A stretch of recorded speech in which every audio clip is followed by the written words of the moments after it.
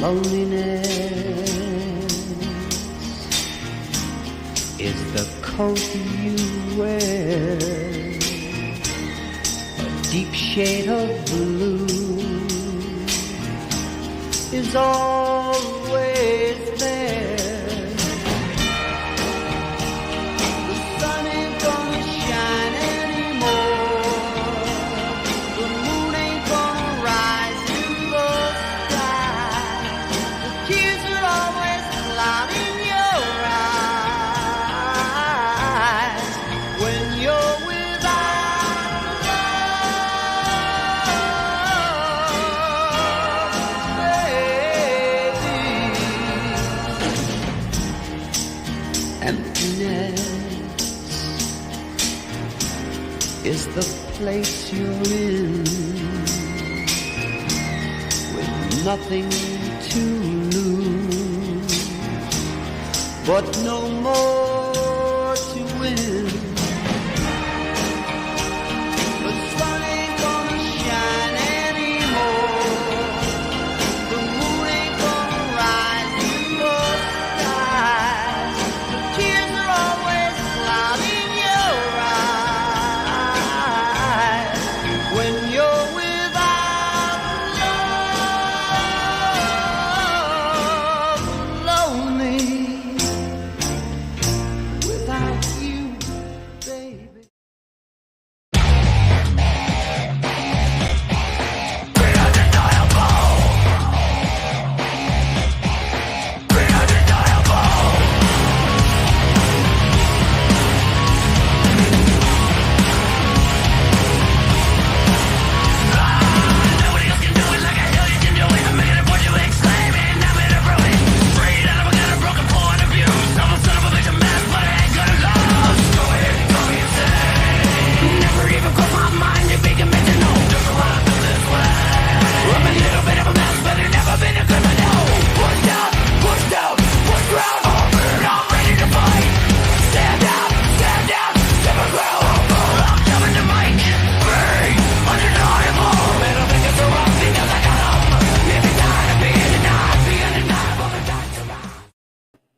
What's up, everyone? Hello, everyone. All right, let me get this going here. Hello, is it me you're looking for? Just drawn today. Good to see you guys. Hey, listen, if you're looking for an entertainment stream and you want to hear, people talking gibberish, I recommend you go over to Ballers right now. Ballers is currently playing. I don't want to interrupt Ballers with any kind of, like, the thing is, like, I feel like I'd be interrupting them. I'd be streaming over them in a negative way if I was making anything that was entertaining. But I'm not. I'm doing a draw stream. This is not entertaining. This is boredom. This is monotony. So I feel like that's okay. I feel like nobody should complain and nobody should get their noses disjointed over this. As I sit there and I draw the shapes that make up our friend Rainbow the Brute. And that's what it's all about today. Today we're going to draw a little action shot of Rainbow the Brute. This is a good thing for a couple of reasons. One, it's just good to practice drawing Rainbow the Brute. And two, it's always good to have another kind of piece of artwork of Rainbow the Brute that you can use for whatever, whatever it's going to be. So you get this colored and you can say, oh, we're going to make a Rainbow the Brute t-shirt. Or maybe this could turn out to be good. It could end up being like on the thermos or something like that. You don't know. You never know. So I thought I would turn on the camera, start sketching, doing what I normally do when you guys aren't around. You know what, though? You know what I forgot? Forgot my glasses, guys. Let me go get my glasses. I'll be right back. You bear with me, okay? Thank you.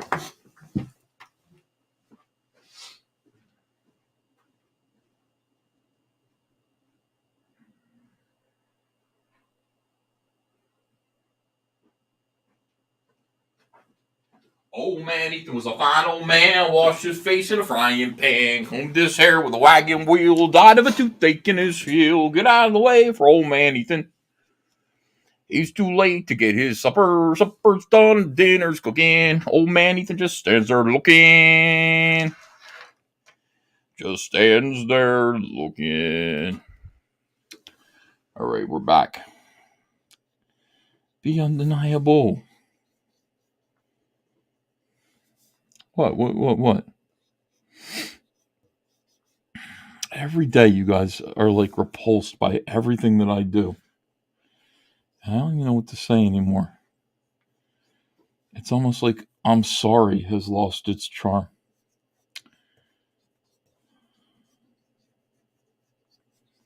Every day. So we're doing this, and meanwhile, our friend Eric Weathers is over there lettering Jonathan Malin's artwork for Cool Story Bro. We can take a look at Cool Story Bro being lettered by Eric Weathers. Jonathan Malin's artwork here. All right, let me see. What do I do here? Full screen this full screen that son bitch. So as you can see, this is some of Jonathan Malin's greatest work. Great effort by Jonathan Malin. A lot of people here are big fans of his. Believe me, I'm very conscious of that, as I employ Jonathan Malin. Let me see here. Yes. Colors by Jason St. Wright, who is the colorist of Shane Davis's magnum opus, Inglorious Rex. This is Jonathan Malin's Little Black Riding Hood. He's wearing a black hood. That's why it's called Little, like he's wearing a black hoodie. That's why he's Little Black Riding Hood. Because, I mean, if it were red, he'd be Little Red Riding Hood, but he's got a black hoodie. And that's the theme of, that's the theme of Jon Malin's book. As you can see, Eric Weathers has begun to do the lettering. This is like the border upon which he will letter. And he's going to start putting lettering down there. So we're going to watch him do that together. Part of what's going to happen today. Also, of course, Electric Blue Cyberfrog action figures. I expect to be gotten to 110,000. That would be great. And I wonder, oh, look, we're getting closer. I wonder if somebody will back tonight's the last night. And by the way, people are like, is it going in demand? I don't know. And the reason I don't know is because nobody knows what Indiegogo's doing anymore. They could easily just shut this campaign down instead of letting it go in demand. That's what they did to Frog G. I don't understand why they did that, but it made me feel like, well, when people say, is it going in demand? I can't say yes. Can't say yes for sure. This could be it.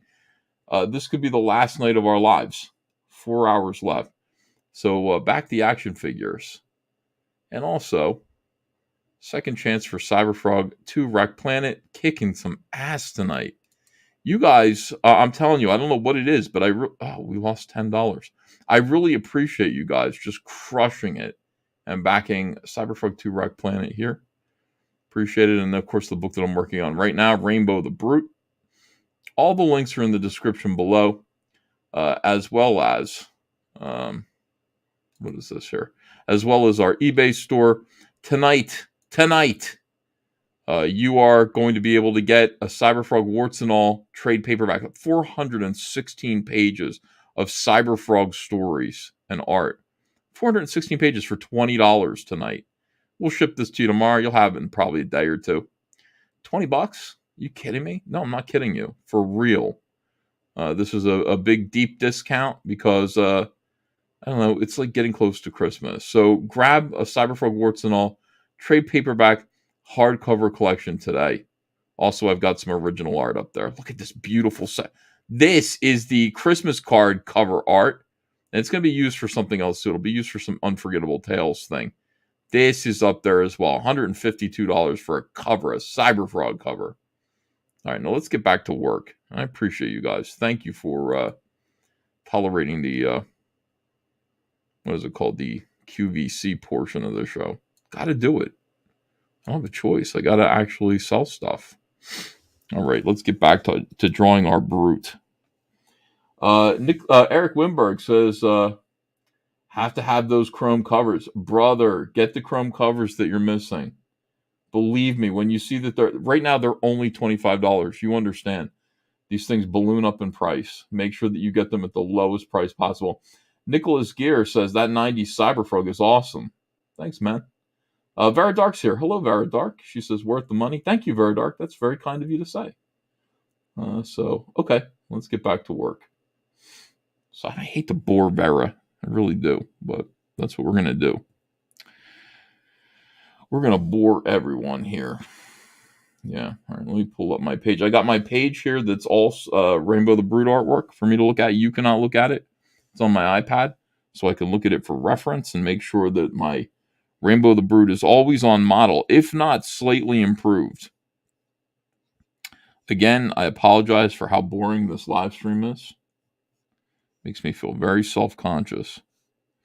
And if you choose to, I think Shane Davis is talking about bestiality right now. If you would prefer that content, you can go over there.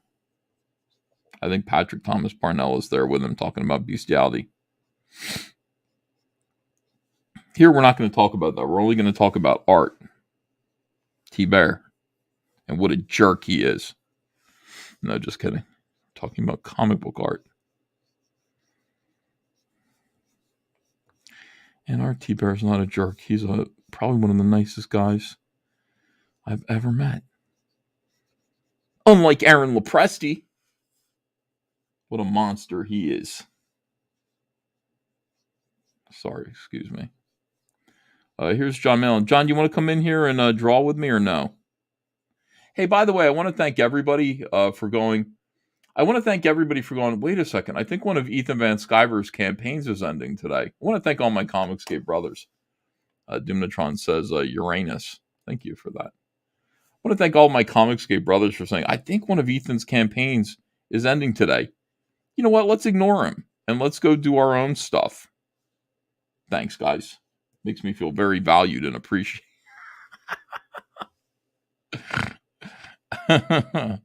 Thanks, fellas. But you know what? It's my fault because I don't ask. I don't say, can I have help, guys? Will you help me? Be ridiculous of me to do something like that. They have bestiality to talk about. Look at all those tiny little violins that are being played by Eric S. World's smallest violin. Yeah. It is sad. No problem, fat ass, says Job of the Critter. Glad we could help. Vera Dark says, no need for performance anxiety. Oh no, I didn't even think of that, Vera. Now I've got performance anxiety. I'm not going to be able to draw because everybody's watching me. Oh, it's the worst thing ever. All right, listen. We're gonna carry on anyway. We're gonna try to pretend. You know what? I'm gonna picture you all naked, especially Job of the Creator. If I can picture you all naked, then I'm gonna be just fine.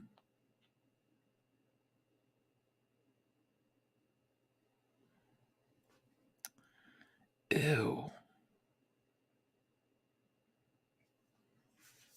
Ew.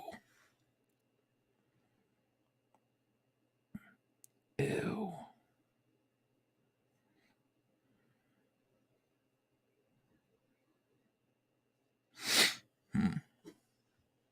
What do you mean gay, Job of the Creator?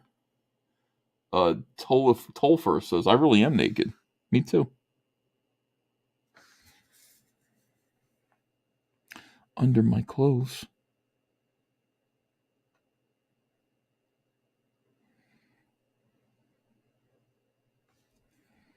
Mm-hmm.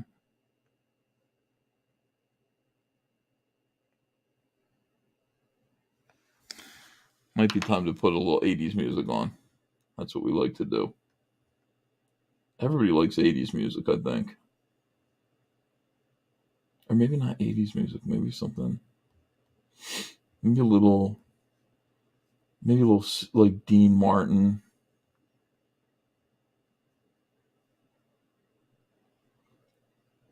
Well, it could be anything. We can play whatever we want. It's my basement. It's my man cave. Frothy Tyrant says, "How about the Pet Shop Boys?" Hmm. I see what you're doing there.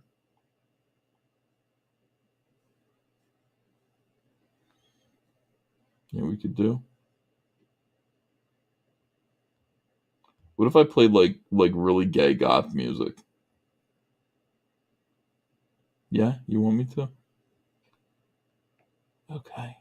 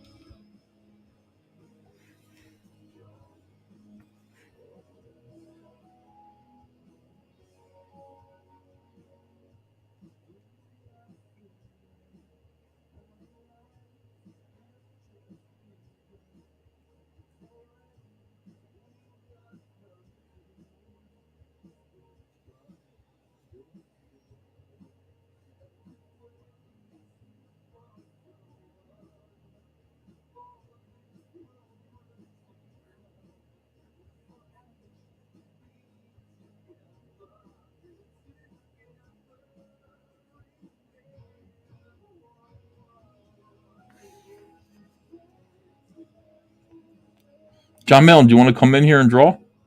Hold on.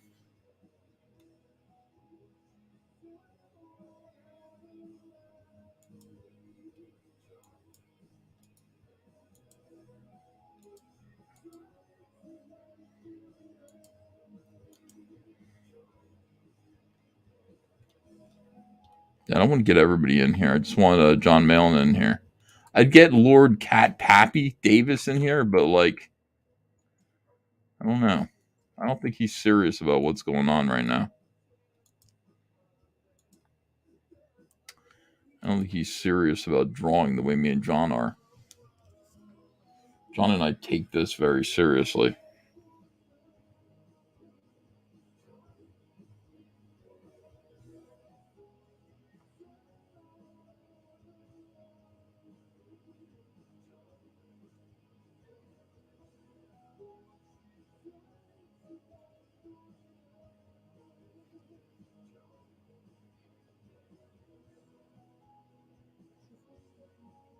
I drive around just listening to gay goth music.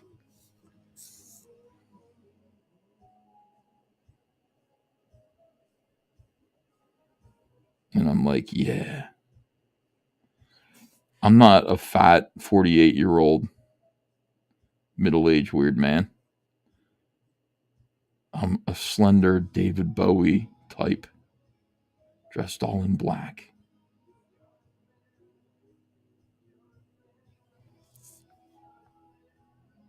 A death fetishist.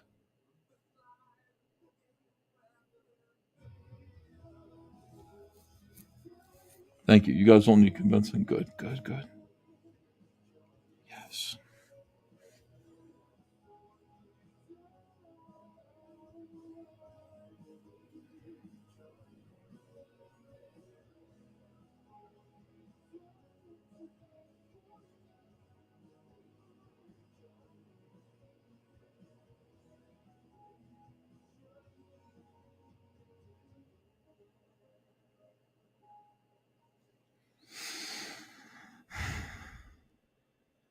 Hmm. What's up with Nick Rekieta? Why are you guys making fun of Nick Rekieta today? What did he do wrong? He didn't do nothing.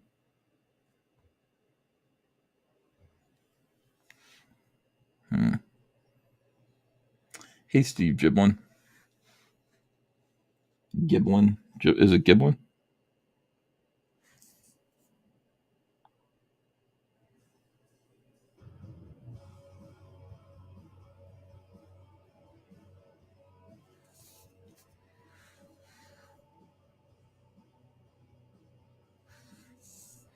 Send Donnie the link, says Antonio Cardenas.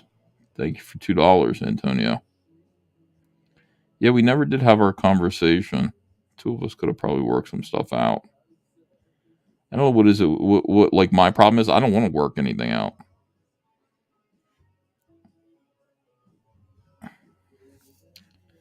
You know, I burn more bridges than the bridge over the River Kwai. I'm totally cool with that.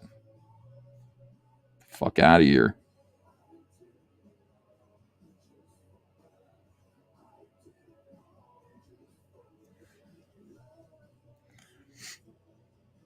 I burn more bridges than the cast of Different Strokes.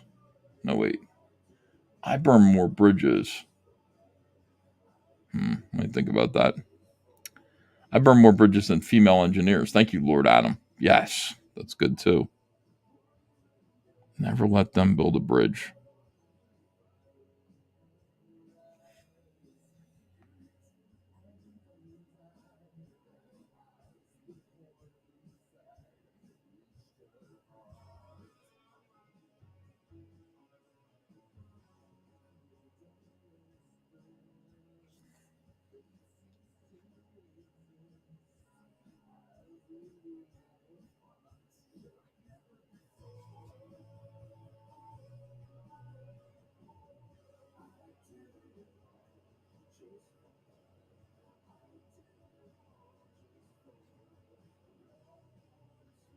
I don't know what it is. I'm just so full of angst. That's why I listen to this kind of music.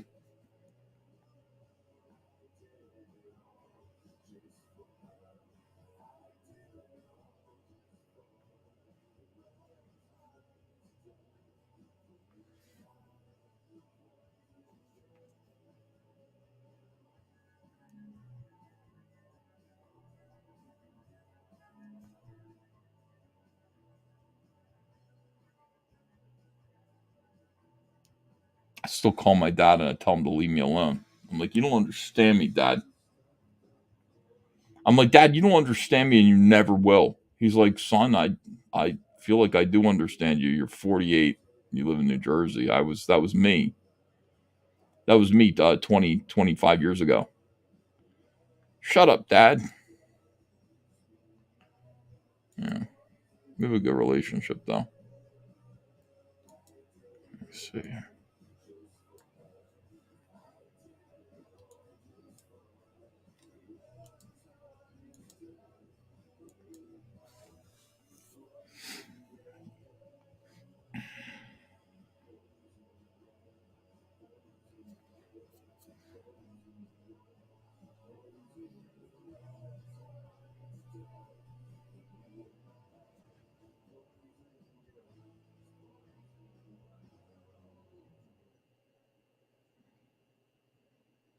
Oh, my dad's coming here in like a few days. He's gonna be here hanging out for Thanksgiving. Everybody comes here.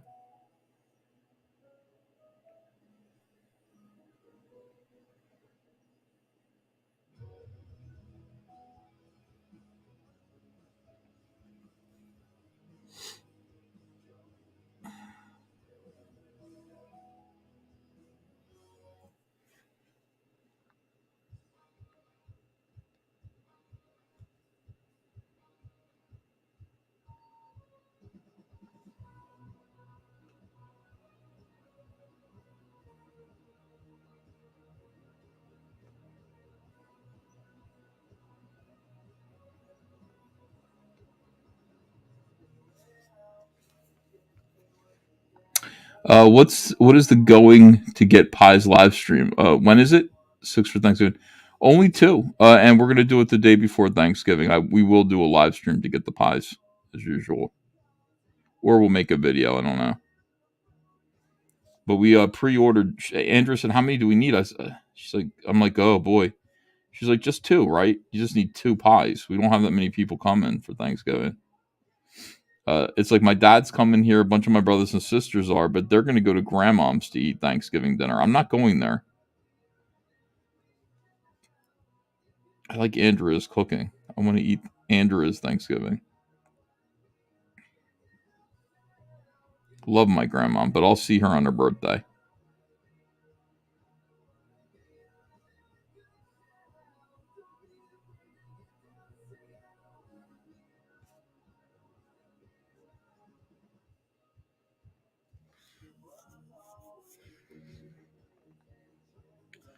I got a $10 super chat from your boy Alpha Suma, who says, "Wish my dad was still alive to yell at me." Wow. Yeah, it kind of puts things in perspective. Thank you, Alpha Suma. Gotta take it for a blessing that my dad is still alive for me to yell at him. It's not he's not yelling at me. I'm yelling at him. You don't understand me, Dad. Why don't you buzz off, old man? I call him old man. I call him olds.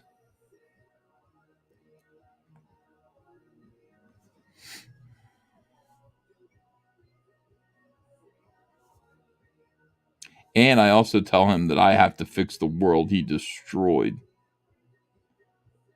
Stuff like that. Your generation destroyed this world. My generation's here to fix it.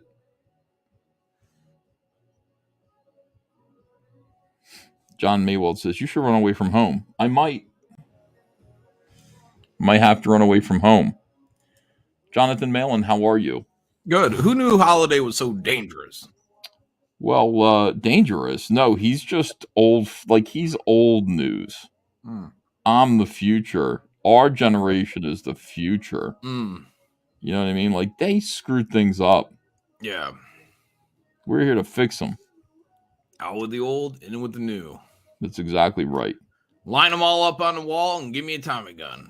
No, wait a second. I didn't say that. Oh. I didn't say, not my father, I but... was just thinking we could fast forward this whole thing, No, well, I mean... Yeah, if we made a number where we could just start offing the population, the government legally, what would be a good age, do you think? Like, where are we out of our prime? I feel like I'm just hitting my prime, just for the record, government. Yeah, to me, it's like it's not about what age. Like, oh, you've aged out. It's once you get to be about 20 years old, I want a free shot at you. You know what I mean? Like, I would say you open up a college university and you just, it'd almost be like the Hunger Games or the most dangerous game. Like, I want to, if you survive, then that's good. But, that's when you're annoying. If you survive that, then you're allowed to live. Yeah, really, we should be killing off the younger men, right? I mean, that's what the military is good for. The women, too. Well, no. If we kill off the younger men, then that just means more opportunity for the older men to score with the younger women. No, I see that, but I mean, I'm just saying that most of the women like that I'm talking about that come out of the colleges, the universities. Oh yeah, we want those ones corrected. I corrected them. Yeah. We can make like a camp for them. Yeah. Where they can go meditate. I don't know. Is there a better word for meditation camp? No. Huh. No. I feel like I could probably think of one. Look it up and look up the synonyms for meditation. That's what I do. I'll look up synonyms. But anyways, we send them these camps, right? And we try to fix them. We have like Red Dawn where they had that movie screen. Yeah. Yeah, and then we just show them Daily Wire videos all day. Oh, really? Yeah. Daily Wire. Yeah, I feel like Shapiro and those guys are pretty entertaining, get their point across. Yeah. You see Ben Shapiro's sister's boobies? Oh yeah, of course. They're big. Yeah, it's my home screen. Yeah. Yeah, she's got kind of a long neck though, huh? Yeah, I'm not saying that she's. I mean, listen, I'm not saying she's a 10. I'm just saying, like, I'm glad she showed him. Yeah. Who's that chick that keeps popping up? She looks like a female Ben Shapiro. It's not his sister. It's like another girl with like massive eyebrows. Yeah, you're talking about the cryptocurrency queen.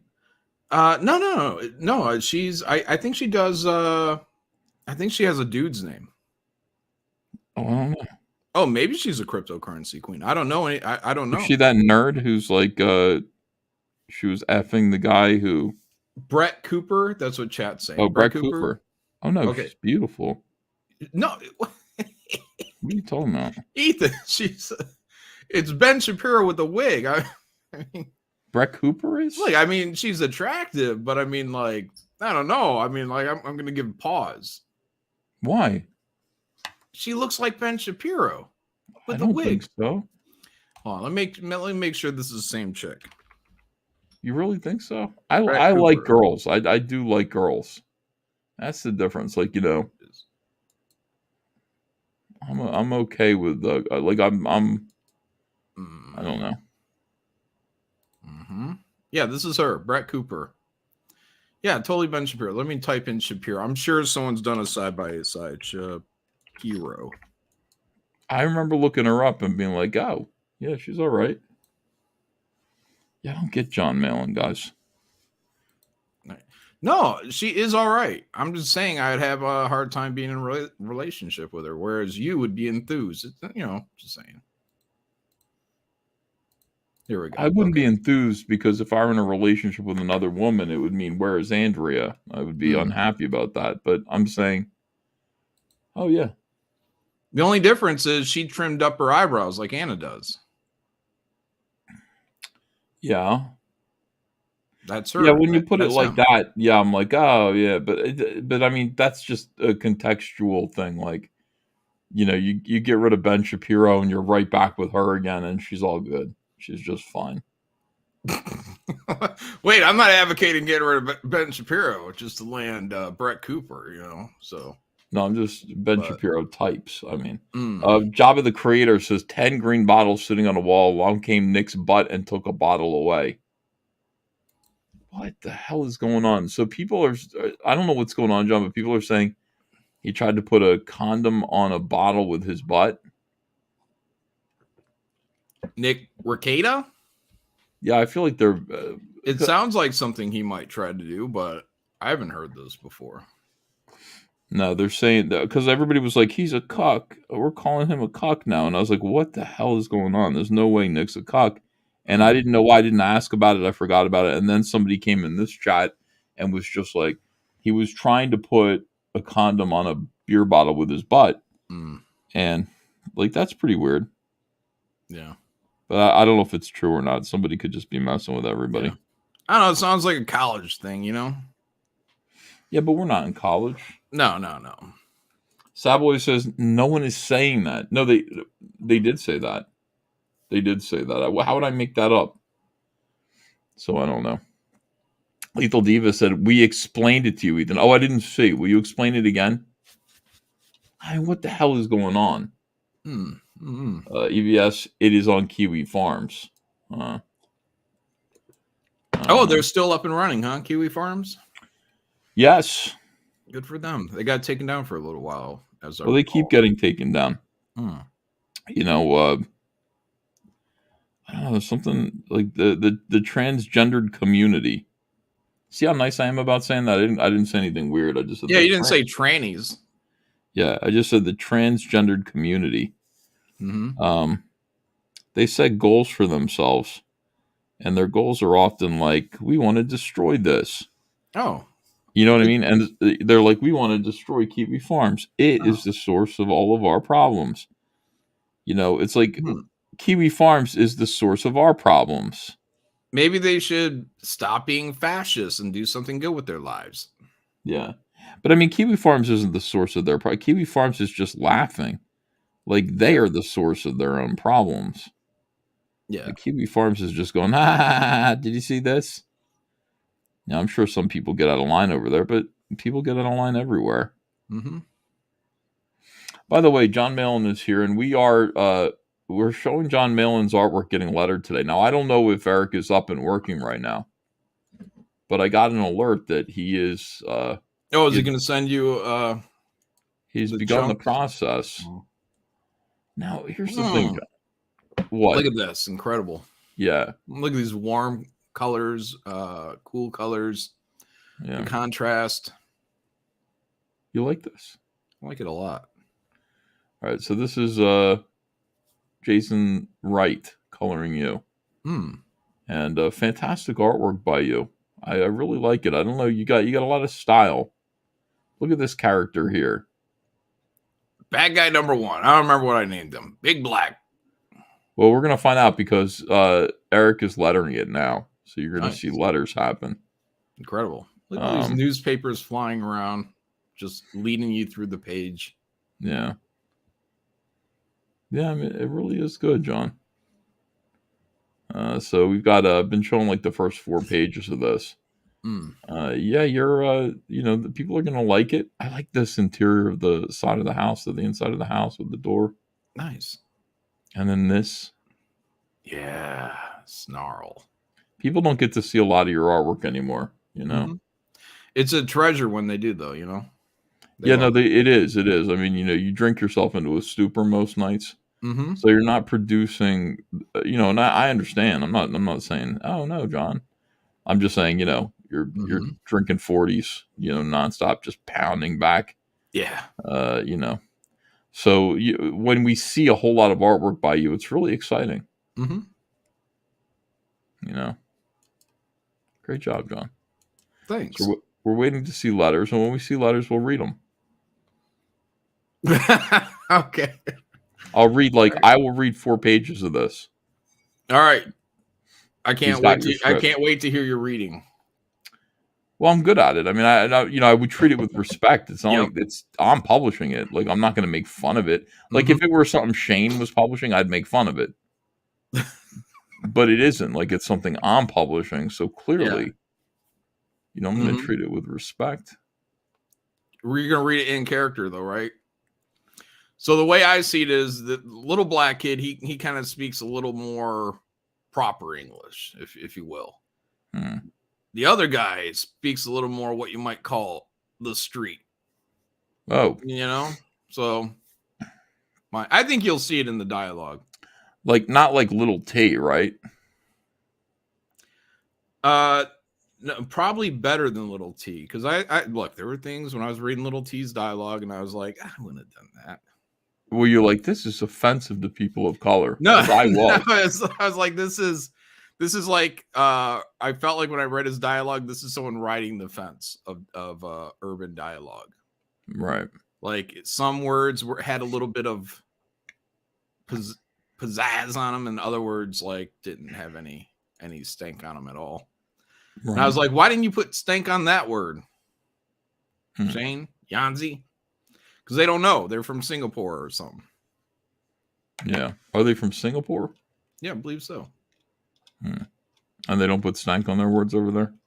Well, they don't know. They don't know the streets. Yeah. They're imitating PBS African American languages. Oh, interesting. Jabba the Creator makes up a lie. The quartering was caught looking up Nick's nudes. Caught? What in the world is going on? I could do that right now. I don't feel like I'd be getting caught. Does he have nudes out there? Wait a second. This must be a different Nick. I somehow feel this is not the same Nick. Yeah, I don't get it. I really don't understand why everyone is acting like this. Well, quartering, though. I mean, who else is quartering going to be talking about? Not a lie. Yeah, that's Jabba, though. He's going to say whatever to get a rise. Yeah. No, Lady Rackets was in lingerie, says Angela. What the fuck? I don't believe any of this. Okay, here's Lethal Diva is usually telling the truth. Nick and his wife had a bunch of lewd pictures come out online. Nick was dressed in women's lingerie with a whiskey bottle tucked in his rear. Not inserted, though. What? That sounds about right. Shit. Oh, and then I guess quartering went to look it up, and he was caught looking it up. I mean, how do you get caught looking it up? He was probably doing it live, right? And just saying, yeah, don't you just say, I'm looking that up? Yeah. Why wouldn't you look that up? I mean, I'm not looking it up. Not right now. Later. You see me racing to look it up myself. I mean, I can't wait to see. Yeah, you guys can see my glasses. I'm looking at Ethan. Yeah. Oh, watch John's glasses closely. Right there. And watch mine too. It's you don't know what I'm doing. Yeah. I could be not with that left hand, right? Right. Yeah, of course. If you see me vibrating, like, that's a weird thing. Oh, John's typing something. See, that's a frightening thing. That was a space bar over and over again. Oh. Comedy, right. guys. That's called comedy. Yeah. It is. That funny. is how I type, though. I have to look, and I check it back. Rainbow the Brute gets 0 backers tonight. Thank you. Mm. Second chance for Cyberfrog 2 Wreck Planet. Gets 0 backers tonight. Unacceptable. Guys, Thank you. get that Rainbow the Brute, man. You're going to get cool story, bro. We're going to see some of these pages getting lettered tonight. Yeah. You're going to get blown away by, I don't even remember what I wrote. I hope it was I great. don't either. I don't think I even read it because I was like, I trust him. Yeah. Yeah. Man, good cover. You know, let me see. Cyberfrog. Oh, we're at 110,000. So the Cyberfrog action figures. 4 hours left. It's good to know I have friends. John, how many campaigns did I stay up until 3 a.m. to support? Like, I can't even count them. Honestly, I can't even count them. I mean, we're talking 4 years of your support. Numerous. Dedicated. And it's becoming more. You know, it's like it just feels like there's well, maybe it's because everybody launched at the end of the year. Because I think 10 is probably about the size our group has always kind of been. You know what I mean? Like that, you know, the Comicsgate Live group. Not trying to exclude everybody, but the Comicsgate Live group. So like back in the day when there was Doug, there was Mitch, there was Nasser, that Asian guy used to hang out here. Remember him backstabbed us all? Wait, the Asian guy? What Asian guy backstabbed us? Well, he was Asian, Hawaiian. I don't know what he was. Oh, what? Edwin Boyette, the Lion Hawaiian? No, he's not Asian. Oh, that's what I'm saying. I didn't understand what you meant. That Smiller guy. Oh. Yeah. That Blacklist Universe guy. Oh, yeah, that guy. Oh, yeah, that guy. Yeah. So we've always been, I guess, around a group of 10. Just, more spread out with the campaigns. This year, everything just kind of went right to the end of the year. Yeah. Yeah, we did good this year. Mm-hmm. Well, I did. I mean, you know, when it comes to me supporting other people, and absolutely, you know, I did. You did good too, John. You were. Let me say, you've been there. I just said, hey, where is everybody to help me? And you went, I'll be right there, pal. It's not because your name is in the title of this stream. You know, you did it like in the. It helps, like just because the last 2 streams you've done have had my name in them. Yes, it's true. I've showed up for him. Yeah, it's a good way to do it. Like, where is Jon Malin? Mm-hmm. Yeah, no, I don't put Cecil's name in there though. Yeah. Well, look, I've been along for the ride on a lot of these closeouts as well. Absolutely true. Riding shotgun. Trying to make not riding beer bottle like Nick Ricada, evidently. Is that all true, or are people just effing with me? I don't know. I guess I can picture that being true. But it just doesn't, at the same time, it's alarming. Yeah. Who's that boxer that was doing the lingerie? One of those Filipino guys, wasn't it? Was cross-dressing. I don't know. Not, what is his name? Chat's going to help me. I'm looking at you guys for the answer. Yeah. I have nothing against that. I think that can be funny. Of course, I would never do it, ever. Oh, Oscar De La Hoya. Wow. Yeah, Oscar De La Hoya. He's out there dressing up like a chick. Yeah. Yeah, caught dressing like a chick. I think he's partying with hookers or something. Yeah. Someone took a photo. Don't do that. I mean, look, J. Edgar Hoover did that once. And that followed him around forever. And then Clint Eastwood made a movie calling him gay. You know? It's like, come on now. Well, just because you dress up like J. Edgar Hoover had to stick up his butt most of his life. And then maybe he decides to get a little drunk, party a little bit, put a lampshade on his head, and wear women's skivvies and dance around. And then somebody's there with a Polaroid camera, and they snap that picture of him, and they're like, all right, homo, we got you now. Yeah, wasn't there other allegations, though, that he was actually in homosexual relationships? Well, yeah, because they made that shit up. Just from that one thing? It all stemmed from that? Yeah. Oh, he's a homo. Oh. He's a homo. Oh. Yeah. Oh. No, I've only dressed as a chick one time. That was for Halloween. And I was about 19, I think. Where are those pictures? Oh, I got it on my phone right here. Okay. I got it in my favorites. I got it in my favorites because I bring it up a lot, probably more than a man should. You bring up the fact that you dressed like a woman for Halloween when you were 19. Dressed Edie at the end, past tense. Yeah. Here, let me check my favorites category. There it is. Hold on. All right, because I look hold good. that up to the screen and let's just take a look at that. I have to cover up a person here. Hold on. Ta-da! Look at that. Oh, look at you. Sexy. There's a skirt there. A child sitting there. It's my niece, but what is wrong with you, dude? Yeah. Fucking quiz. I look great.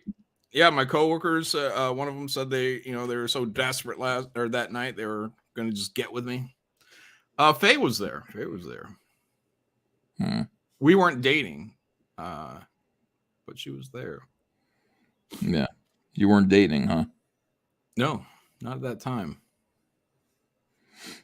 Later on, she probably saw me looking all fine, and she's like, "Damn, that guy's got balls." Yeah. Women go for the bad boy. I don't know if you guys know that or not. They go for the bad boy. That's me. It's like Vampira and Ed Wood. He asked Vampira out on a date. She's like, "I thought you were a fag." He's like, No, I'm all man. Even fought in WW2. Of course, I was wearing women's undergarments under my uniform, but yeah, yeah, it was funny. That's a long conversation to be having with a woman to explain that you're not gay. I didn't feel like it took him that long though. I mean that line pretty much covered it. Like, I'm all man. Yeah, he's like, I'm all man. I fought in World War II, but I wore ladies' underwear. Right. Like, oh, okay, it's weird, but that was a weird movie. That was a weird guy. I don't think he was that weird. I don't know. I maybe just how it was portrayed, it just eccentric, the Johnny Depp. Because I don't know how he was in real life, but he was like the Johnny Depp character was just very kind of carnival barker. Yeah. Everything's gonna be fantastic. Right. He things were not fantastic for him. His life was weird. Yeah. He got thrown out of. Says, spoiler, Faye wants cross-dressing John. No, I don't think that was it. No. Look, I was, I still am. Attractive man. But back then I was smoke show. You know what I mean? Good-looking kid. Blonde hair, hazel eyes, great jawline. I'm still most of those things, Most of those things. You are. I wouldn't say otherwise. Yeah. That's silly. You're a handsome guy. People, a lot of women are attracted to you. I don't. Sheila Aliens is probably, mostly attracted to you, but realizes that you are unattainable. Yeah, and that's why she's going for Cecil. And gosh darn it, people like me. Yeah. Yeah, I do.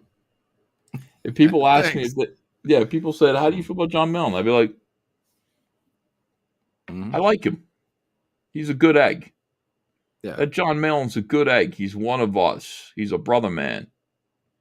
He's he's one of a kind. A guy you can set your watch by. Reliable. He's not like Shane Davis or Cecil. Yeah, Shane. Man, where is Shane? It's just all about himself. Shane's mad today.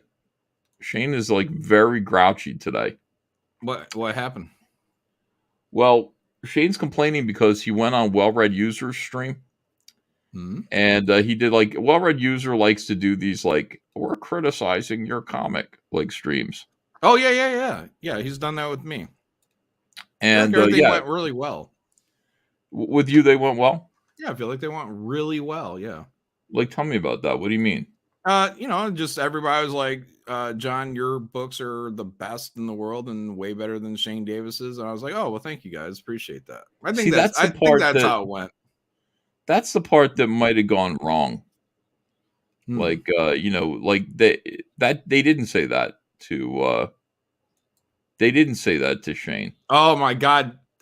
Did they tear him a new one? Yeah, kind of in a way. Holy Like, not shit. really, but sort of. That's why he might possibly be drinking again tonight. Yeah, it was mild criticism. They said to him, Comicsgate suffers from a dearth of heroic looking heroes. And Matthew Fowler over there, he said, your image of all your characters look like villains. Your heroes look like your hero looks like Doomsday, who killed Superman. And you've got an image. Well, he's a he's a giant monster, though. Of course. And you got this image of him sitting on crushed buildings like they're these are buildings like they're a throne. Mm-hmm. And that's a villainous cover. That's something a villain would do. And Shane drew and inked that himself. He took a lot of pride in that cover. Yes. And rightfully so. You know what they say about pride? Oh, it goes before the fall and it's a sin. Yeah. Oh. Which one of those were you thinking of? Well, before the fall, Yeah. I don't think Shane's going to fall. I got him. I don't know, man. But he's mad. Does he have himself? You know what I mean? Oh, I see what you mean. Yeah. Like I've got you, but yeah, who's got Shane? Like, do you have Shane? Does Shane have Shane? Who's got his heart and mind? That's really the problem, right? We can help people out, but we just can't get a hold of their minds. Right. Now, if we were a good functioning cult, we'd find a way to do that. But they always break apart. They always, crumble. Smiller crumbled. Doug TeNapel crumbled because we didn't have their minds properly, and we should have worked on that a little bit harder. Tell me more about that. Expound upon that idea. I don't know. We need to. I hate the word manipulate, but if we could manipulate them, reprogram them a little bit, to kind of, I don't know, idolize us maybe, right? Yeah, I think that's the ticket. We got to get Shane to idolize us a little bit more. Shane does, or other people need to idolize Shane? No. I'm worried about Shane. We don't want him to go the way of the Smillers or the TeNapels. We want him to stay around for a long time. In order to do that, we're going to have to get his mind. That's what I'm saying. That's what I was alluding to about the well-read user thing is, he has a lot of pride in that cover.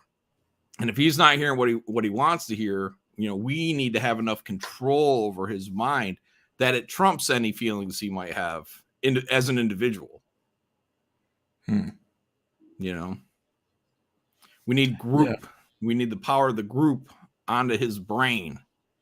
So all he cares about is keeping, the group together, and that's it. You can stab me, you can punch me, but as long as the group, the cult is together, then I'll be fine.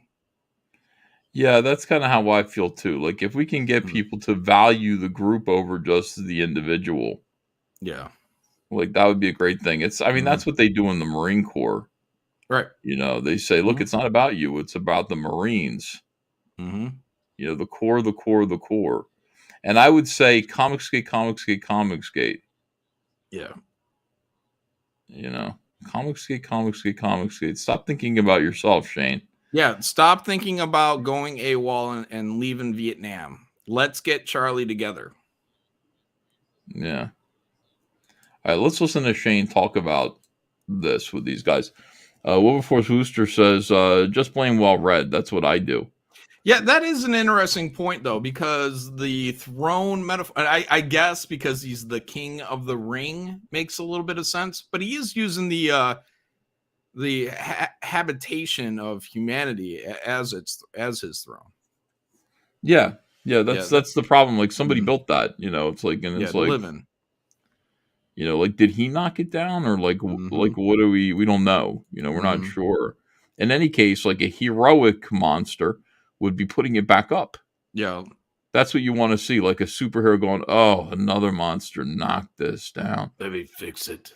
I've got to fix it." Yeah, like that's how it is. Like, I want to make things better, not worse. Dan Lawless says we should try Scientology techniques and clear the planet of anti-CG. Wow. Well, I'm for that. Pliskin says, "How the fuck did I not know this stream was going on? Thank you for saving me from Ballers, Big E." Yeah, I really thought about, should I interrupt Ballers? Like, I don't want to stream over them. And then, yeah, you know but said, John? They were talking about inbreeding.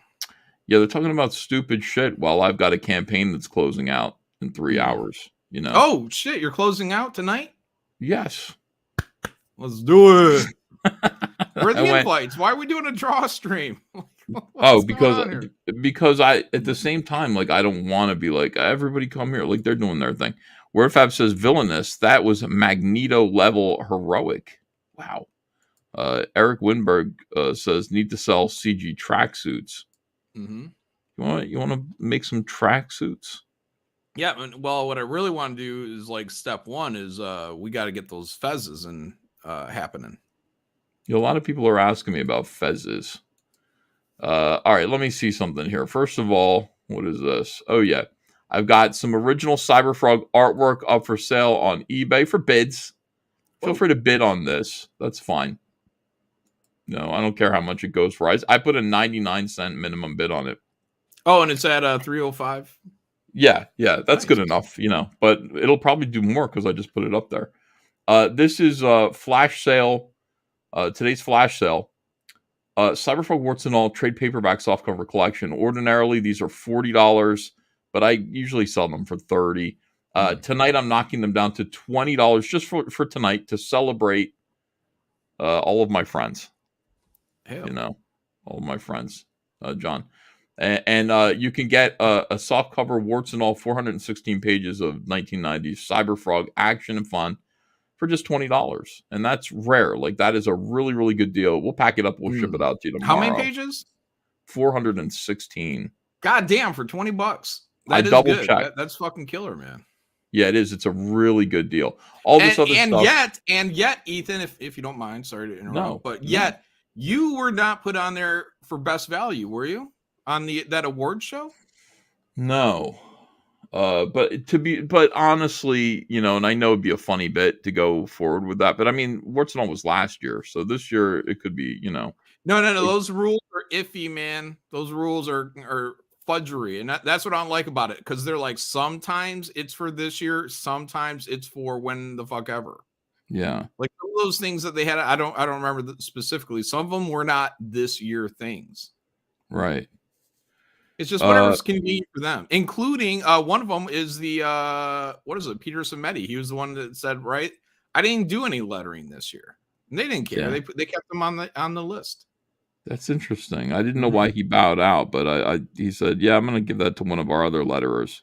Well, that's what as I understand it, because he didn't do any lettering this year. He said, I just didn't do, I don't know what you guys are fucking talking about, is what I feel like what he was trying to say. I don't know what you're fucking talking about. I didn't do any fucking lettering this year, you dummies. Like, that's how I felt what he was trying to get across. Do you think he was like, you dummies? Like, yeah, to Vanessa and whoever put him on that list. Mad because Vanessa. Because they didn't do the research, is what No, this is Peter Samedi. This is what I feel like Peter was feeling. Oh, okay. When he bowed out. Yeah. He's like, you guys don't even do your research. You don't know what you're talking about. You don't have an artist category. And where the fuck is Jon Malin? Like, that's what I think Peter was saying. You know, I'd be worried about Vanessa hearing this and hurting her feelings, but you know, she's not watching this. She's over there watching Ballers with Shane Davis. That's right. And her crew, who are the award-winning Shane Davis. I bet everybody who was on that Vanessa stream is over there just loving every minute of Shane's inbred trucker talk. Now, what is that about? Inbred truckers? What? Well, he dresses up like the Tiger King. Oh, yeah. Then he talks about fucking cousins for an hour. Like, this is like every Ballers. Like, It's like a solid hour of him and Mandy. Like Mandy kind of playing it off, like, yeah, we from the South, and then Shane takes it too far. Yeah. Yeah, because I think the conversation went from distant cousin banging to now, and in Shane's mind, distant cousin is determined by mileage. Yeah, that's not what distant cousin means. Yeah, but this is the argument he's trying to make, and I just don't know why he's fighting so hard for it. Does he have a cousin that he's in love with or something? He's kind of mentioned a cousin. I don't know if she exists or not, but he's like, oh yeah, I mean, this is Mange Davis. It's not Shane Davis. Mange Davis. Yeah, he's alluded there. Yeah, he alluded there might be an attractive cousin. Wow. What do we do about this? Just ignore it? No, because now the conversation. Because I was like deciding. I'm like, do I go hang out with Ethan while he's on a draw stream?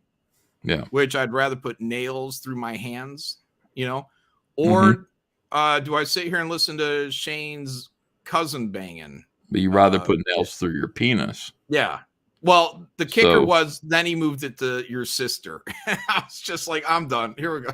Oh, now it's not your cousin, it's your sister. Yeah. Bang your sister. It's escalating. You know what I mean? It's like, I'm gonna go over here.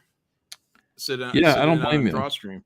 I don't blame you. I mean, I am boring, but I'm like a little bit of Wonder White bread over here. But at least I'm white. Yeah. No, I mean, by that I mean like I keep it pure. I don't mean like Caucasian. I mean, I just keep it like clean. Yeah. Like the driven snow. White is the driven snow. Well, I was like, yeah, it's a draw stream, but my name's on it. Might as well go over there. Might as well go over there, and let's take a look and see the hard work. By the way, Cyberfrog All Caps Comics Winter Fun Selection. This is great. A lot of people are excited about Red Planet. You should be. I mean, Red Planet's coming out. Get this selection here. You're going to get the line art variants of Unforgettable Tales 1 and 2, and you're going to get a copy of Cyberfrog Blood Honey first print line art edition. The Cyberfrog art of Jon Malin with a Shane Davis cover will be included.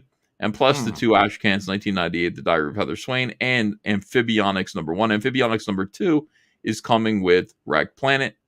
Well, actually, it's coming with Salamandroid Death Sting, but it exists, and you're going to be able to get one of those. And you're going to get these Rainbow the Brute and All Caps Comics stickers as well. How much? $40. God dang. Yeah, $40. So that's a great deal. It's a good Christmas gift. You can ask Andrea, say, could you have your husband please sign these? I know he's sleeping one off, but could you wake him up and put a marker in his hand, wipe the drool off of his beard? You know what? Speaking of like personalized deliveries, and here's something that, because Shane got that box from Billy not too long ago. Yeah. And I said, Billy, oh, you know how we could really stick it to Shane? If you sign my box and give me a message. And he had a little message like, Shane loved Inglorious Rex or something. You and Yanzi are the best. I don't know, something like that. And I said, Billy, just write me twice as much of whatever you wrote Shane. You know what I mean? And so when he holds up his personalized box, I'll hold mine up and I'll have more letters. Yeah, more writing. Yeah, and I thought I was pretty clear on that. And then I get this box from Billy, and here it is. Hold on a second now. So Billy actually sent you a box. Yeah, he actually sent me a box. Look at this. Hold on a second. Why did that happen? Here we go. Thanks, pal. Mail in 2024, Billy. But you know what I noticed about this? What? One, I mean, clearly he did not write, double the text that I requested. But I noticed this. I find it very sus, and this really disturbs me. This marker up here is very clean and black. Right. Look at this Billy signature. That's different, yeah. It's a completely different marker. You know what it is. Why would you go from a fresh marker, set it down, and like, this marker is not working? And then you grab a second marker just to sign it. Well, you know why? Because somebody stuck that under Billy's nose and said, sign this, please. And Billy, who was doing a million other things, signed it. And then Michael Renzini wrote that in another marker. Renzini wrote it. Right. Because Billy Tucci doesn't know hashtag mail. Like, Billy Tucci doesn't know that. He's an old boomer. Like, he would never put hashtag mail in militia 24. That's just not within his dialectic. That's not who he is. Yeah, LCD says Billy. I don't know. Billy Tucci, our friend Billy Tucci. Yeah. So I don't know. Maybe he wrote me a personalized letter on the inside. Maybe I should open this up and find out. Well, you open it up and find out because I need to go get a sharp object. Give me a minute. Yeah, I hear you. Me too. All right, let me see here. Sussy Wussy says Crypto Ken. I don't know what that's about. We've got a lot of crazy stuff going on right now. People are concerned. A lot of fakery, a lot of chicanery, a lot of perfidy. Alexei Luthor says cults hook you by first love bombing you and then alternate by denying and supplying that love. It reprograms the mind. That's what I do too. That's what I try to do. Hail Malin, even though Rini is better, says Pliskin. I'm glad Malin didn't hear that. You know. Yeah, we need to sell CG tracksuits. So I'm down with that. I just, we'd have to design them carefully. We'd have to make sure they were good. That's what we're all about. Quality. Everything's about quality around here. Malin crying. Stop crying like an old woman, says Old Dirty Fatty. I don't think he's doing that. Old dirty women cry like, old women's cry like this. John's not crying like that. He hasn't made one noise even similar to that. All right, let me see here. Yeah, I'm very excited about Jon Malin coming back with that sharp object. A lot of potential for comedy there. Electric Blue Cyberfrog variant action figures closing out tonight at 3 a.m. Are they going to go in demand? That's a good question. I wouldn't be surprised if the answer is no. Frog G, which is I don't know why does Comicsgate have so many frog related books? Anybody want to answer that question for me? It's not like they're spontaneously just generated. Like people are thinking of them. So you go, you know what? There already is a frog book in Comicsgate. I think I'm gonna come up with something different. Maybe my book is going to be about a marmoset. Who knows? But why does it have to be a frog, dude? Now people go, Frog G, is that a Cyberfrog book? Is that a sequel? No, it's not. Now, Indiegogo shadow banned that book, and when it went to completed its term, Indiegogo didn't allow that to go in demand. It just shut it down. So, and nobody, people, I think, that was programmed to go in demand. So, don't know. There might be more to that story. But I don't know. So, I don't know what's going on tonight. I don't know if this is going to go in demand or not. We'll see. Pliskin says, thoughts on Mercada, and then a beer bottle. Yeah, we were talking about that. We've only got fourth-hand information here that we don't even know if it's real. We didn't see any pictures. We weren't there. We don't know what's going on. What we heard is that there are pictures of Nick Rekieta and his wife on the internet of a lewd nature. Nick Rekieta with a beer bottle in between his butt cheeks, like not in his anus. We wouldn't do that. But how do I feel about that? My thoughts are, this guy has a different definition of a good time than me, but I already knew that. I knew that about him. Hold on a second here. Let's get back to John. Yeah, I may not be a smart man, Billy, but I know what love is. You do? Yeah, I would have written Billy a note by myself. I would have personalized it. If he said, John, will you give me a personalized box? I would have said, Billy. Yes, I would not have gotten the great Renzini to write my message for me to then later sign. Oh, I did get a note. It's not from Billy. It's from the great Renzini. So what's it say? It says, "Hey John, thanks for once again backing Billy Tucci's She Sakura campaign. Billy, Debbie, and I are looking forward to seeing a Jon Malin She cover in the future. Oh, also, congrats.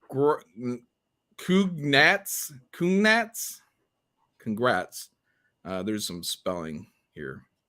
On your second Fragtober win. You put the smackdown on Rini. Hail. Sore spot. No one's seen Rini in 2 weeks. ever since I gave her that beatdown. Sad.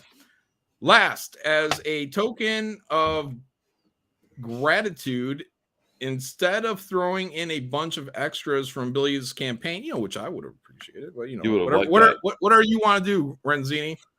Yeah. I thought I'd hook you up with some art I've done over the years. What? Wait, what do you mean by that? Instead of giving me Billy campaign stuff, he gave me great Renzini art. Remind me never to have Renzini do my fulfillment ever. One favor though. Now he wants a favor. This is conditional. He's going to let you have his.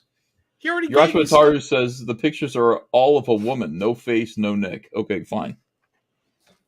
Okay. What did he give me? I don't even know what he gave me. Oh, this book looks nice. So hold on. One favor though. Don't tell Shane. Oh. Well, that's no problem. And then he wrote. Oh wait, we did tell Shane just now. Yeah, I just told the world. He might not recover from this one. Malt liquor. Great Renzini. Oh, thank you for that. Yeah. Great Renzini, for not giving me more Billy Tucci items, but for giving me some great Renzini items. I don't think it was too much to ask for Billy Tucci to spend a little time sending you some personalized notes. I mean, after all, you guys spent a lot of time together, I offered to give him a closeout, Billy, a few weeks ago. You know what I mean? I was like, Billy, yeah, I'll close you out. And then he's like, great. Thanks, John. You're the best. And then right before the closeout, he's like, I'm just going to close out next week. And I'm like, but if I get that letter, that would really kind of smooth things over. That's what I was implying. That's what you're like thinking. And then, it is weird because he is your friend and I don't see what the problem is. Like, I barely know. You ever see that movie, The Birds? Alfred Hitchcock? Yes. A bunch you of birds remember around. The woman who's in it, Tippi Hedren? Mm-hmm. I met her once. You know what I mean? I got her some coffee. I said, I'm a big fan. It's great to see you. Your legs look great, baby. She said, oh, thank you. I said, you need anything? Are you okay? She said, I would love a cup of coffee. I said, let's go get a cup of coffee, Toots. Nice. Yeah, she's really? Like 70 years old. So a little later, that was it. That was all. Oh, she didn't. Nothing went beyond that. No favors. That's my day or anything. No. Right. That would have been a great story. This was before Andrea, so don't. Yeah, could have happened, but it didn't happen. So you had dinner with her? No, just a cup of coffee. A cup of coffee. Oh, okay. Yeah, that's all. Now, because of that, I sent her. I said, "Hey, remember me? Here's a copy of The Birds. Will you sign it to me? Whatever memories you have of our time together. Maybe a little note in there. John, this is a woman I bought coffee once. She's a movie star. She's Melanie Griffith's mother, and look what she did. Look what she did for me. This is what she did to my copy of The Birds and Marnie. She wrote me in silver fine pen. Look at this. Hugs and kisses everywhere. Look, this is Tippi Hedren. In here. Man, that's a lot of writing. Yeah, it is. She left me little notes to find. She's like, I should be on Desperate Housewives, don't you think? Like, wait, did she call herself a cougar? Hold up. Yes. Go down to the bottom there. I'm definitely a cougar. Yeah. Holy dude, Ethan, she's throwing it at you. Yeah, I'm not even kidding, right? So like all over this, like little hidden notes from my secret septuagenarian movie star girlfriend here. X-rated. Wait, she called herself a desperate housewife? Is that what that was? Yeah. I'm a desperate housewife and definitely a cougar. Yeah. Holy shit. So How old was she? How old was she at the time? I don't know. This might have been 2008. We're talking 80, something like that, right? I don't know. I don't think she was 80, no. Oh, 70. So let's just say she was 20 years old in 1960. So let's tack another 40 years on there. That makes her 60. And then let's tack another. So 66 years old. Maybe 70. She was writing all that, like, so you felt indebted. Like, oh my God. I mean, this woman was manipulating you. I like it. Indebted for what? All the writing she gave you. You don't just write that much for a guy because you went out for coffee. She thought that if she gave you all these extras, you were going to return the favor with a little extra of your own. Now, did I see her again, and did things go further the next year? For Ethan, hope the wait was worth it. That is different. All right. Great Renzini sent me pornographic images. I just wanted to point that out. Yeah. Thank you for that, Great So Renzini. what I want to say is that Alfred Hitchcock didn't get there, but maybe I did. Alfred Hitchcock didn't get there. He wanted to, but maybe I did. All right, thank you. And by the way, Billy Tucci could have written you a little something to say hello. Dude, if Tippy, what's her name, Hedren, is giving you all that, and Billy can't even write me, he could barely write his name for me. It was a dying marker. Yeah. I got some stickers. I got a bookmark. I got ZS2 Dorm of the Dead. Oh, Zombie Sama, right? I thought was it's an ash can. I was gonna say I thought that was the next campaign. Yeah. I was like, that would have been nice of Billy to send me the next campaign in advance. Yeah, for real. Well, probably doesn't exist yet, you know. Yeah, he could send me like a beanie or something. I'd wear it. Yeah, well, I don't know about now. I don't know about now. I don't know if I'd wear it now. Oh yeah, maybe like if you wore it now, it'd be kind of like I'm a cuckold who gets pushed around and will still, wear the I mean, you're wearing my stuff because I respect you. I always have. And that's why. But I mean, yeah. I don't believe that. Tenor Watt Studio says Tippy definitely flicked her bean for you, EVS. Dude, yeah, she was thinking about you for a year. Yeah, no, EVS was like 400 pounds in 2008. No, I wasn't. I was actively working out. I looked okay. I was actively at the time. I was at the gym all the time. I weighed 232 pounds, 6 foot, and it was all muscle. Oh, well, I got a clean marker signature on this page here, this opening page of this hardcover. That's I nice. think what I could do is I could probably track Billy down, if you don't mind those words, track him down. Yeah. And get him to write a personal note above that signature. Yeah. Well, I mean, yeah. If you ask nicely, I guess maybe he will. Yeah, and we're talking paragraphs though. Yeah. And I wanted to start, Dear John.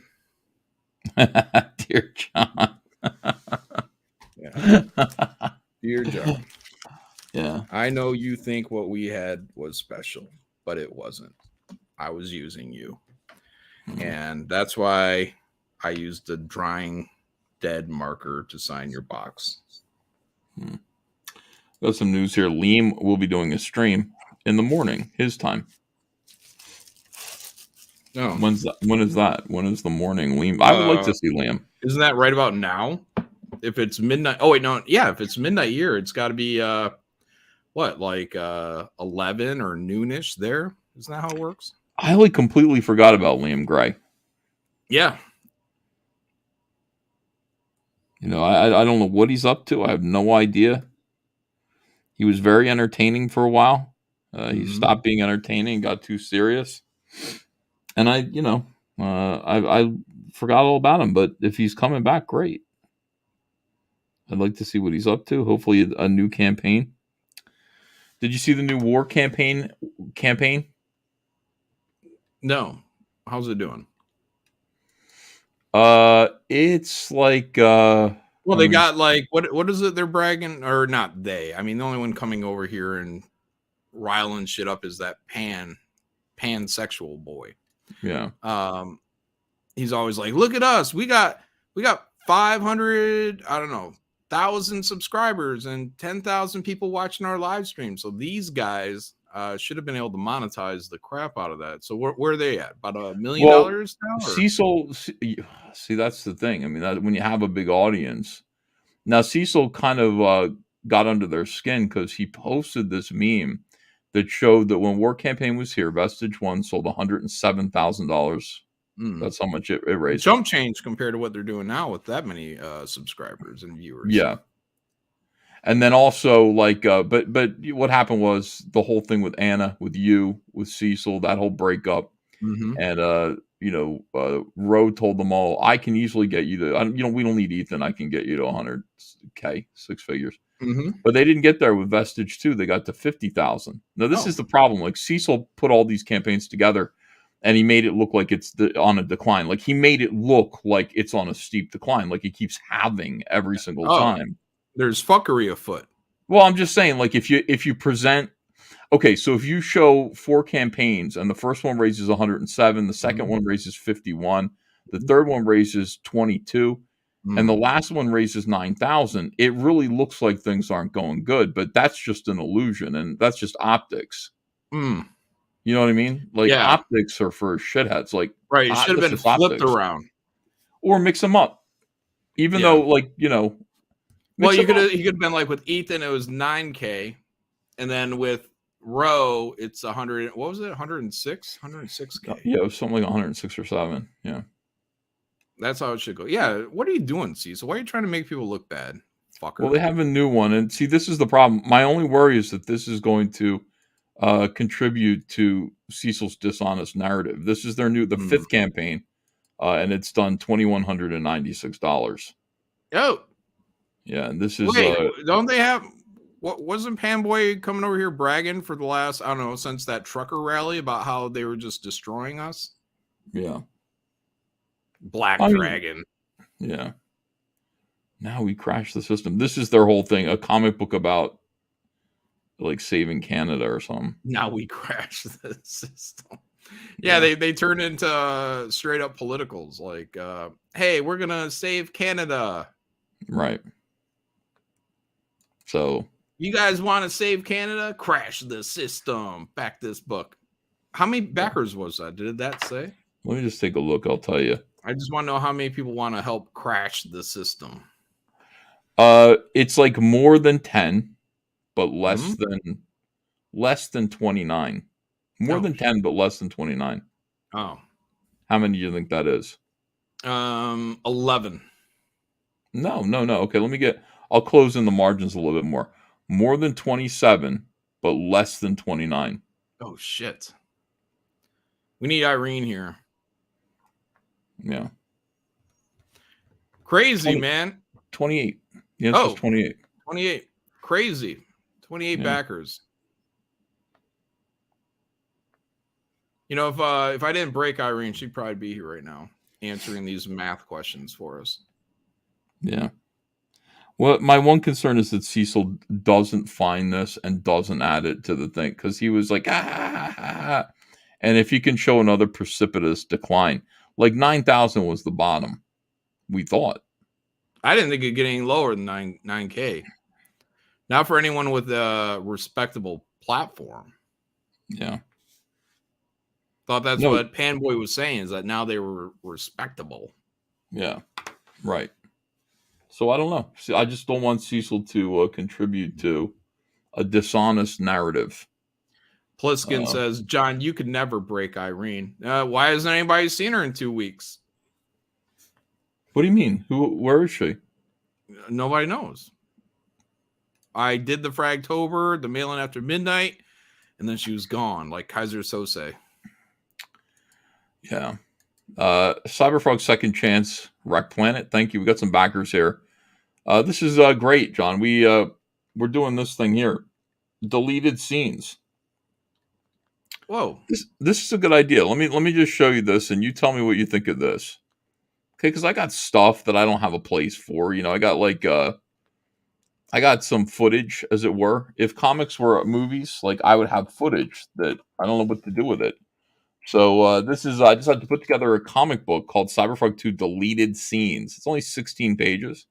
It's got a nice cover on it here. Look at the Rumblebee, because Rumblebee's in it. Yeah, that looks badass. It does look good, man. I got to say, like, I really like this piece. It makes me want to draw Rumblebee more. Exclusive extended scenes, blind alleys, and additional context.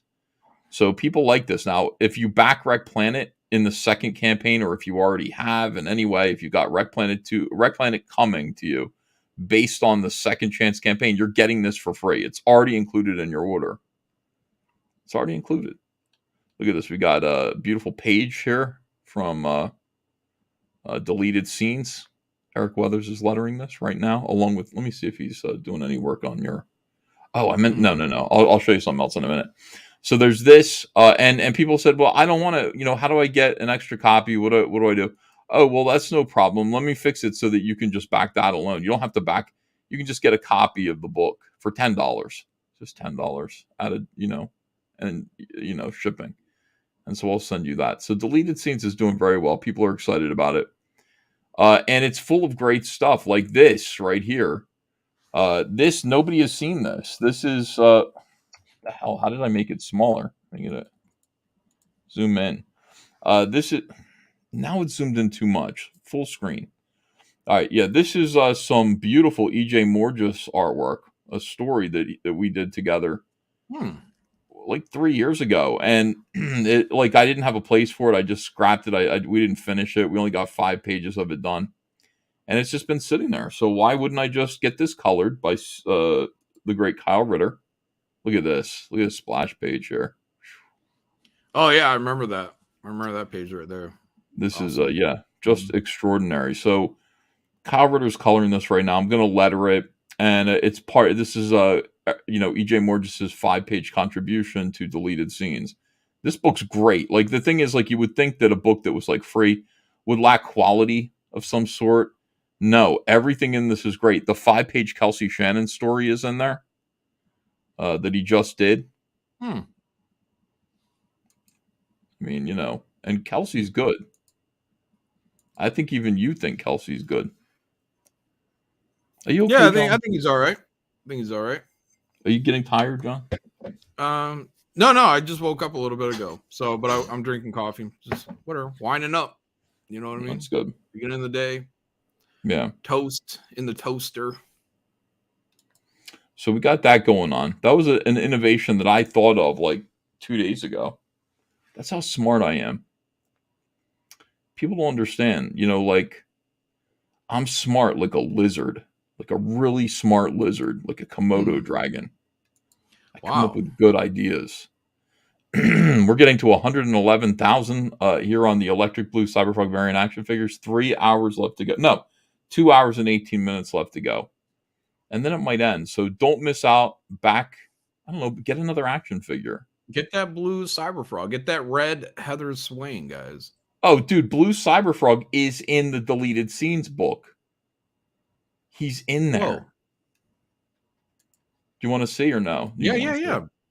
All right, hold on a second. Is it in color, or am I going to have to use my imagination? It's in color because it's already been in color. Kyle said, first of all, I was going to reprint. I was trying to save money, so this is like I can't save any money. It's just not right. I go. Kyle sees the pages, the E.J. Morges pages, and he was like, can I color them? And I was like, no, I'm just going to leave them in black and white. And Kyle went, okay, cool. And then, John, you know what happened? He colored one. No, I thought to myself, it's Christmas. He's asking for work. Wait, doesn't he have regular Cyberfrog pages of color? No, he's got Rainbow the Brute to color. But that's screw that guy. No. It's an extra 5 pages of... He's asking for more work. It's Christmas. And I'm Scrooge. I'm like, coal is momentary. Coal is costly. There will not be any more coal burned in All Caps Comics' office tonight. Are we quite clear? So, and then I thought about it. I was like, and Kyle was like, okay, cool, thanks. And I was like, you want to color these 5 pages? It's probably Christmas presents for your family. Kyle, color the pages. Have yourself a merry little Christmas. And so he is. He's going to color those pages. So don't worry about that. A lot of people are worried about it. Don't worry about it anymore. Well, he's probably looking forward to enjoying his time off for Christmas, and now he's under the gun.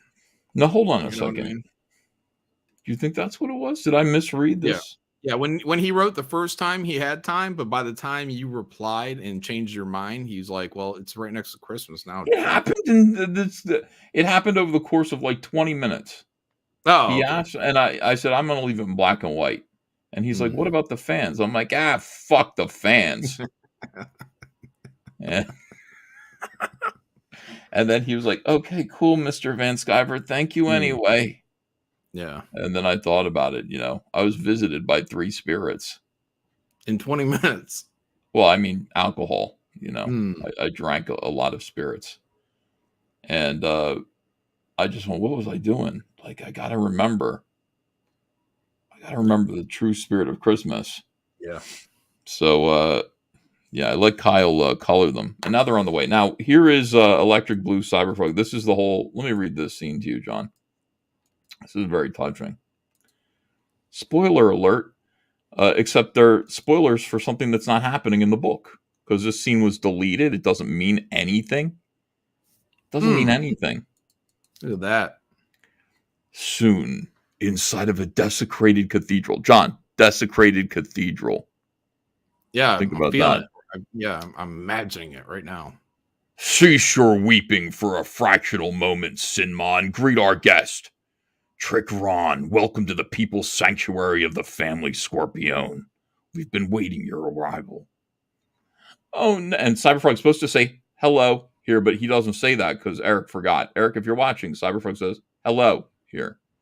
Oh, nephew, I'd embrace you, but he took my arms. I am Amik Sin. I must connect with you and upload the Vespis language into your processors. Do I have your consent? Sure. Oh, shit. Consent.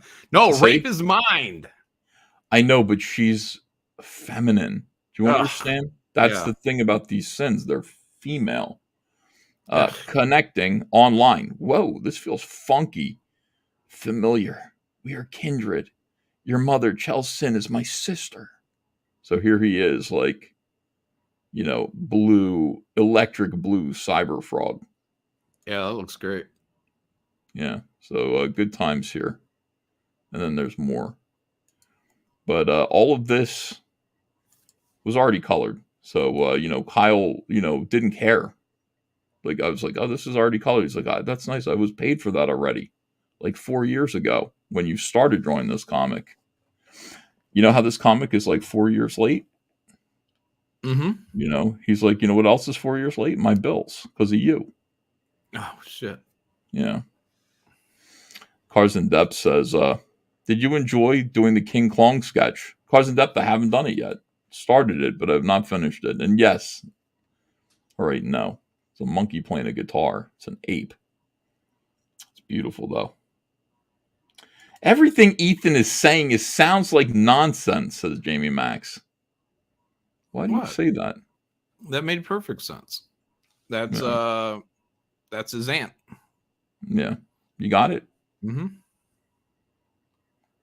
Yep. I'm just making sure people understand. Yeah, it's 8 years late. EVS BTFO says, how's your father? Ethan only did one comic book in 50 years. Yeah. And he's representing Comicsgate. Yeah, Good job, actually. guys. So what are you working on here? Is this a interior? Is this a cover? No, it's just a doodle. Oh. You doodlers. Why do you guys Yeah, I'm just drawing for fun, man. I wish you would draw for fun too, instead of just for profit all the time. Yeah. And for conquest. Yeah. I mean, mostly when you draw, it's because you're trying to defeat someone. Yeah. Well, drawing for me is like work. Like that's how I feel about drawing. Like when I'm like in there, usually under the influence of marijuana, like I love it, and there's nothing else I'd rather be doing. But until I get there, I just like I don't doodle. I don't carry around sketch pads. I don't sit there and watch something on the TV and do a little Spider-Man or anything like that. I draw when it's work. You don't sit there and go, this is what my character looks like from 8 different angles, and you draw his head like turned a bunch of different ways. No, I do fronts like for design. So, but again, that's work. You know what I mean? So I don't do turnarounds. I'm like, so like when I do all these designs, I just hand it off to Tommy, like figure it out. Mm-hmm.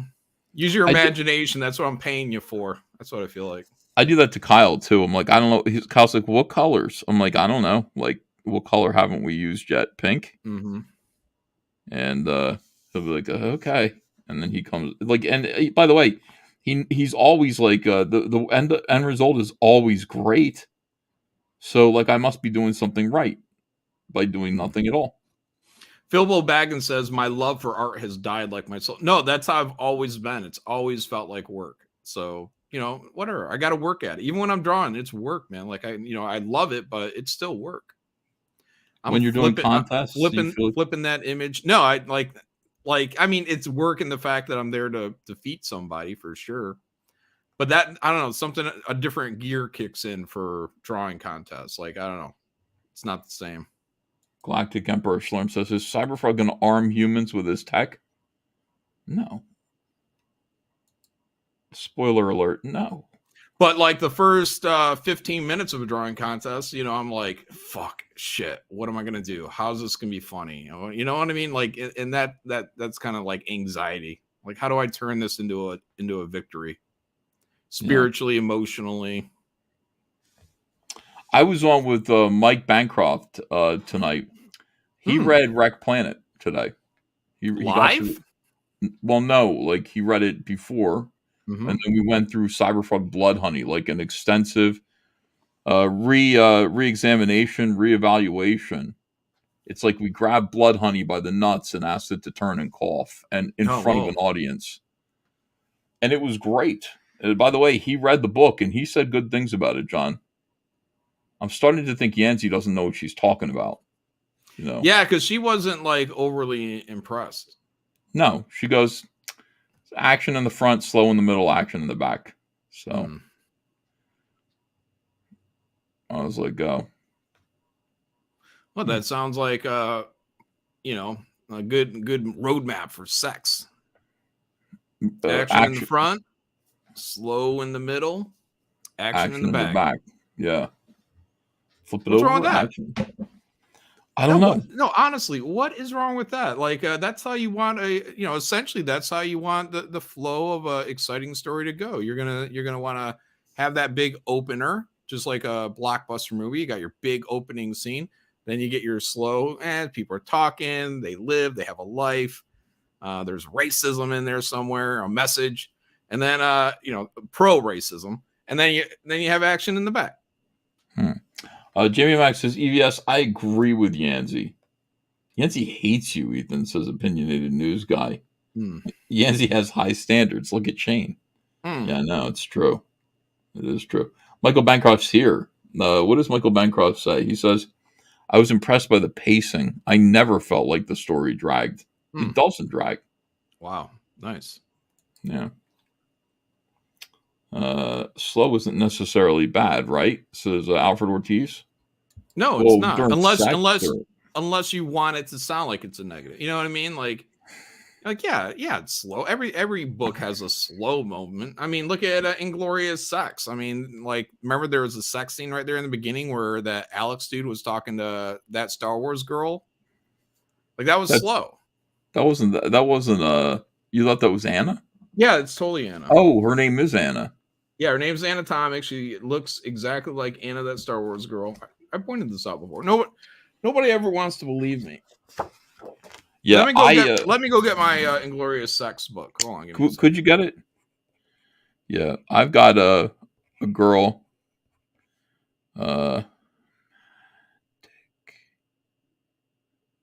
me see how this would go. Like this. Yeah, this is my name. Like, I wish that I could think. Oh, I wish I could have a character named this Automatic. That is fucking awesome. Her name's Automatic. Get it? Automatic. I'm gonna have a character that's named Automatic. She's gonna be automatic. No way to control her. She's totally automatic. Prove it to me, Malin, says Pliskin. All right. Oh, you know what we call this, by the way? Bait. In what way is it bait? Countdown to how long Shane takes to get here. Yeah. When Shane hears that we're talking shit about him, he'll be in here in no time, dude. Yeah. Oh, they're reviewing Inglorious Sex? Yes, we are. Oh, we're gonna review it. On an honest critique.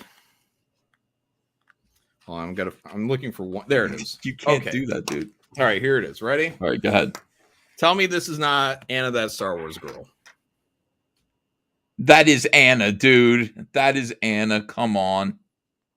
Thank you. Oh no, I didn't even see that. You are right, guys. Look, when I actually read these things, you know, like I look at them, I study them as I would any other comic through an editor's eye, and yeah, I mean, I look at that and I say, oh, there's Anna. That's Anna. That's Star Wars girl, yeah. right there. Yeah, but yeah, there's slow moments in here for sure. The whole opening sequence. Let's see, we have he's doing a little, just like Rocky. You have that opening match, you know, where you kind of win. Mm-hmm. Didn't he do a draw in that first Rocky, or did he win that one? Remember he was fighting that no name guy? Yeah, I can't remember if he won. I think he did win that one. Yeah. I think he did win the. Yeah. Oh, yeah. It was like a sloppy win though, or something like that. It just like a couple, and then like he wins at the very end, and they go to the back and they get paid out, and they're not making any money. Yeah. So you get that scene in here, and then they're having sex right here, or it's post sex. This is what you call a slow part in the book. Yeah. The sex scene. Then we go page after page after page of people talking. Yeah, but I mean, it didn't bother me.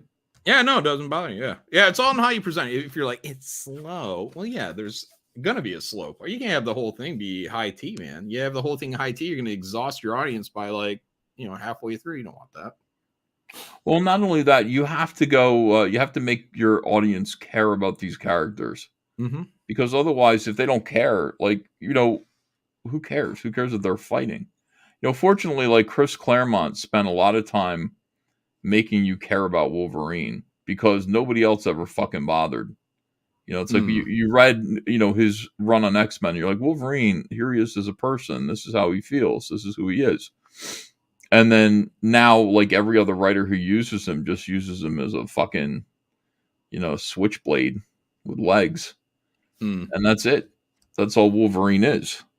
But you got to make your audience care about these characters. And fortunately, Shane really did that for me. Like, I really cared about Alex and 232. Okay, and someone said to bring up hey, look at the ring girl, it's Mandy. Yeah, I got that. I think she said something. Yeah. Next round coming up, y'all. That's not Mandy. I would never do that. It's not Mandy though. Like, you see how good he did with Anna? Like, that's just it's not Mandy. Like, he didn't get Mandy right. I think it is Mandy, but he just didn't care as much. And her boobs are small for Mandy. At least if I was going to do the comic book version of Mandy, she'd have bigger boobs. Right. So, yeah, whatever. It's not Mandy. It's close, but that Anna was like dead on. Mandy was 60% there.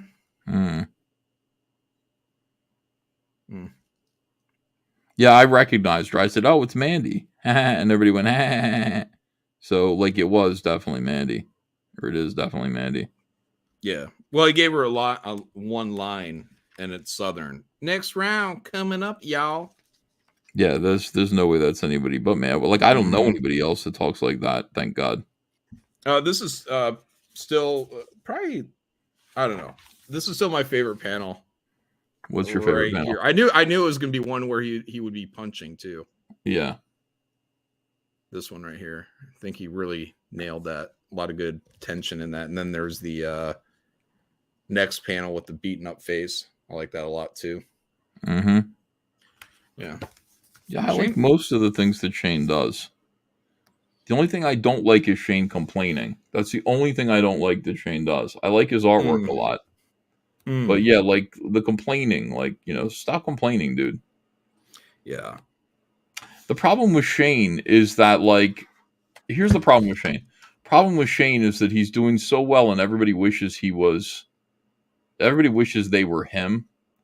And so they do what people do. They backbite you and they kind of act like assholes, like passive aggressively when they wish they were you. And then Shane gets mad about it. It's like, don't be mad, dude. You're Shane. You understand? Like, you are Shane. you're Shane. Like they're not Shane. They want to be Shane. That's why they're. And he's like, but why? Why won't they just? And then he uses it's like, why can't they just be happy for me? Oh. And it's like, because that's not the way people work. Like, people are assholes. Yeah. They can't be happy for you. Now, if I had $1 billion in the bank. If I had $1 billion. I'd be happy for everybody. You know what I mean? Like, I'd be like, oh, good. I'm so glad that you're doing so great. If I had $1 billion, I'd be happy for you. Yeah, like, because I'd be like, I already got mine. I don't care what happens with you. Like, whatever. But there are so many people out there that don't have theirs yet. And here's Shane getting it every single day. Getting it. And he's getting it right in people's faces. Like, that's the problem.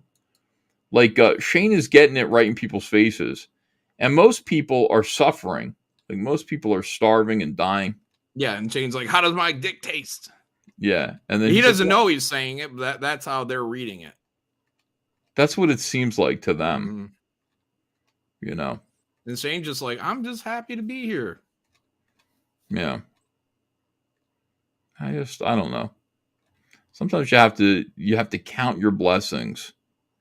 You know, in church we had a song called Count Your Blessings, name them one by one.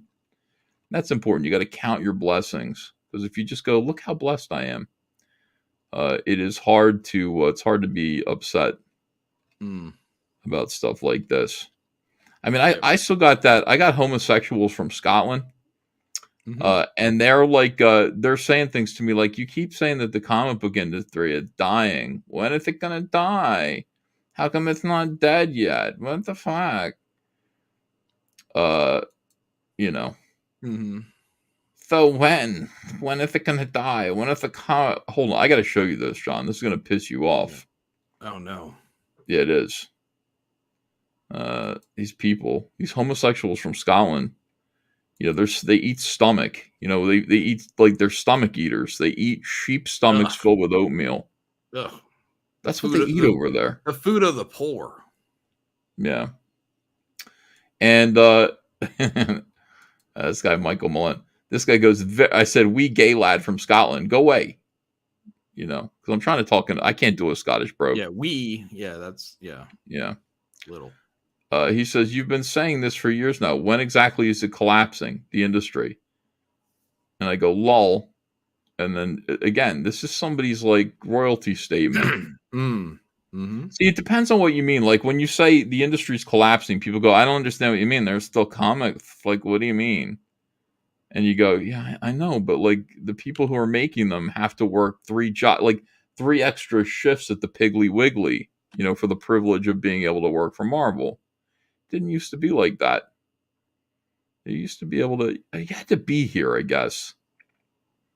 Like, if you're new to comics, if you were born in the year 2000 or thereafter, even if you were born in the 1990s, you didn't see.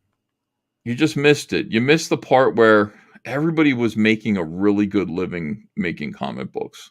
It's just common. Like, people were just raking in cash. Printing money. Yeah. And you know, people were buying them. They were enthusiastic about them. People go, oh, well, it was just a bunch of scams. And okay. Yeah, a lot of times it was, but like, you'd go to conventions and the conventions would be jammed with people selling crazy amounts of product. There was so much excitement and enthusiasm. It's like a funeral now. You go to these conventions and it's basically filled with like fat girls in cosplay. And it's like a fat girl in cosplay lesbian convention. That's basically what it is. It's a meetup, you know.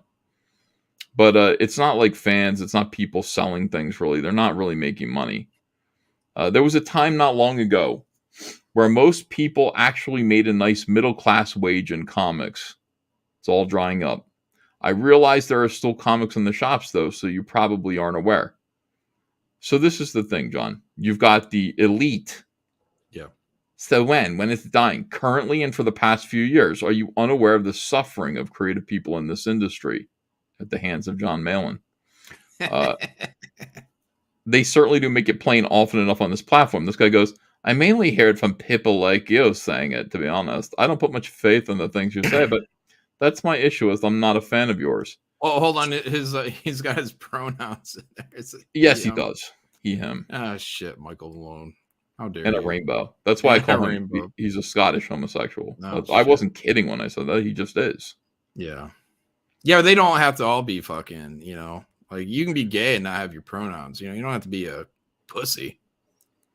Yeah, like the pronouns thing is pretty much a trend that indicates that like you're the type of guy who's going to be quadruple vaxxed. You have a Ukrainian flag most likely. Like you support the Ukraine. Like what the fuck? Who cares about the Ukraine? It's like all this stuff is just bullshit. And like you go along with this, it's like there are like 4 transgender people in the entire world. I'm exaggerating a little bit, but there are very few. Mm-hmm. And you are announcing that you are a man, so as to distinguish yourself, make it clear on behalf of them. It's not always clear with them. Yeah, Vina Reviews in the chat said current thing. Yeah, they love current thing. They support current thing. Current thing, whatever everybody's doing. Mm-hmm. Yeah, it's like I don't feel the need to do. Why am I doing this? Well, Gina Carano was like my adjectives or my pronouns are beep, bop, boop. What the fuck? Why would I? But yeah, the whole thing about this is that it's true. Like, there in the comic book industry, there was a very good middle class.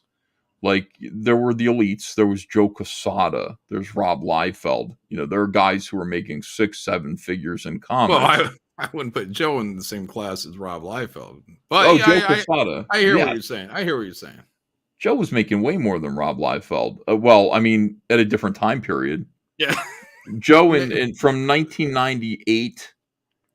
Oh, as he had a steady paycheck. Yeah. Publisher or editor in chief. Yeah. Yeah, of course. Like, not just a steady good for you, paycheck. Joe. Millions of dollars is a salary of 7-figure salary he was making. So you've got the elites, you've got the upper class, and they're like 0.00001% of the comic book industry, right?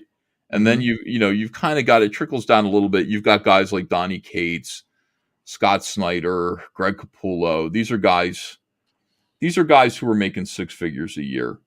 Okay, currently or were? I'd say currently there still is the upper class, but it really is like 2% possibly.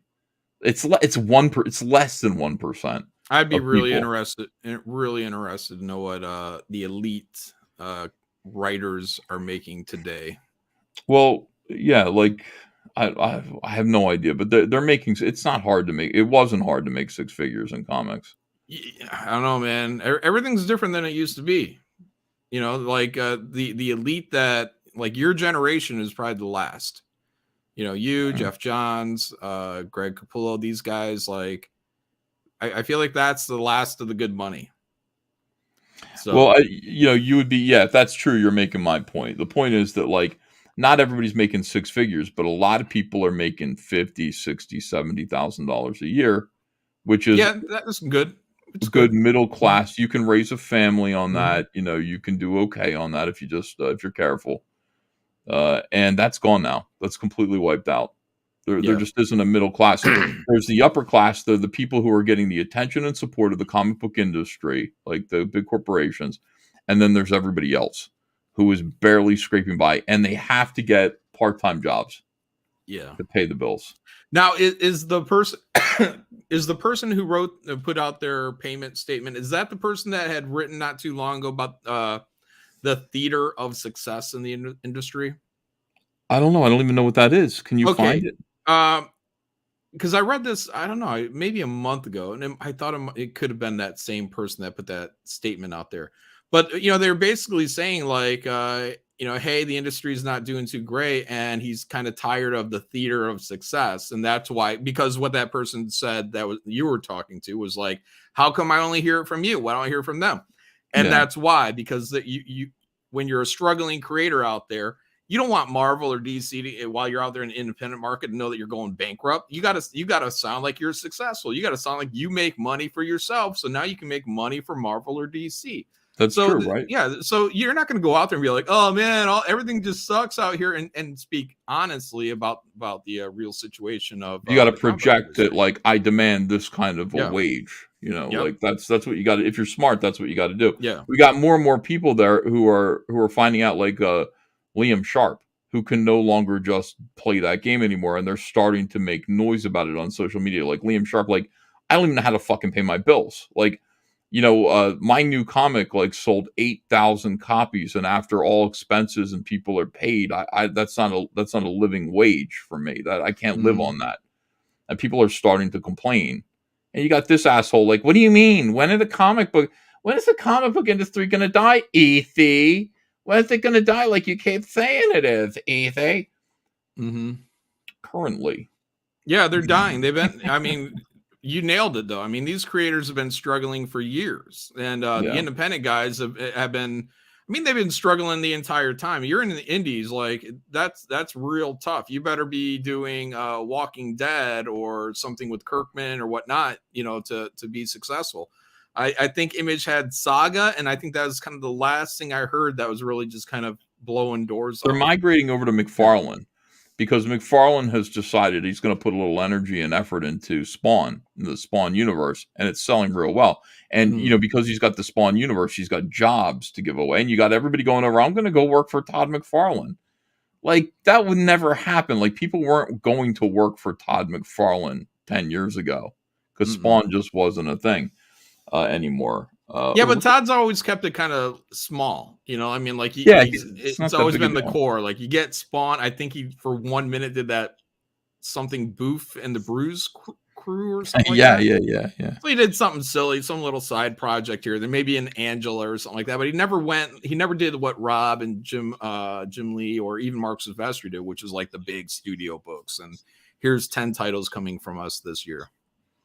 So, but yeah, if he's starting to kind of, he is kind of expanding, because I don't pay that much attention to what's going on. But he had like a year ago, I think he announced like there was going to be like a new Spawn line, like you'd get like the Old West Spawn or something like that. So, Cowboy Spawn, Cowboy Spawn. 18 Upsy, thanks for joining the channel. I appreciate you. And Travis Patrick says you guys are the new elite. Yeah, well, Ethan for sure. I'm the middle class guy. You know what I mean? So I'm paying my bills, getting by. Yeah, you want no complaints. I'm happy to be able to make comics. So no complaints for me. I'm not in debt, and that being independent and not being in debt is huge. Yeah, because I mean they're drawn for love too, and it's not just that you're trying to impress Marvel and DC, but you also don't want your fans to think I'm a loser. You know what I mean? Like, I don't want all my fans to know that no one's buying my book and I can't pay my bills. So, I mean, that whole theater of success thing just plays out in so many different ways. And that's why people aren't talking about that. So, yeah.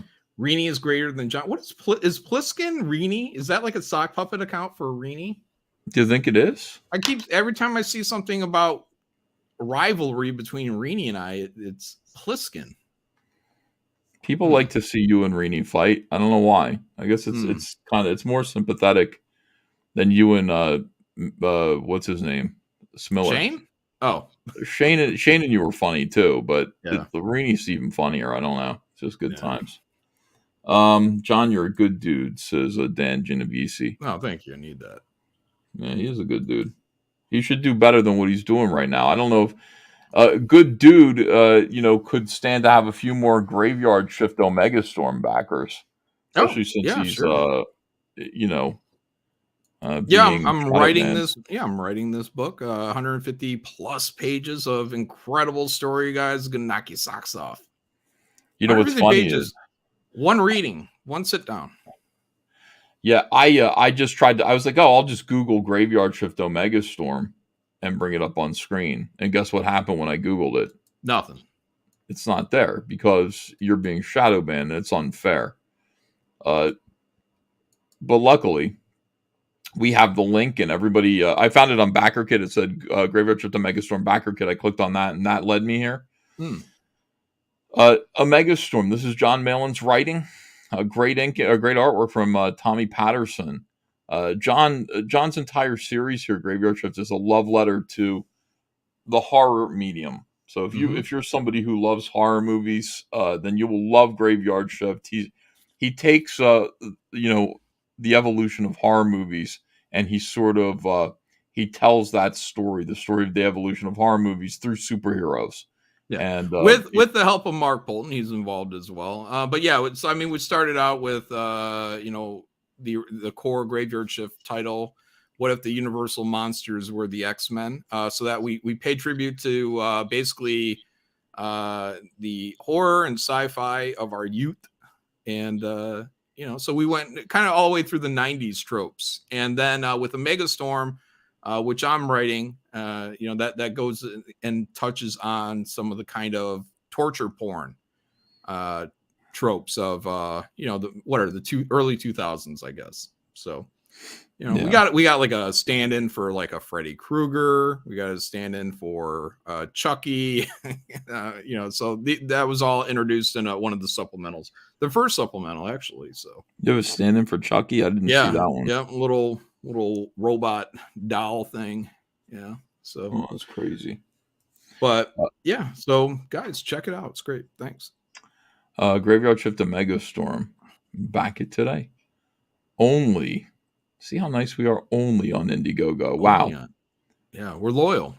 We're loyal. That's one thing you can say about us. We are very loyal. Oh, and we close in 6 days, guys. So we don't go in demand. So if you don't back it within 6 days, you're not gonna be able to back this campaign. So hop on it.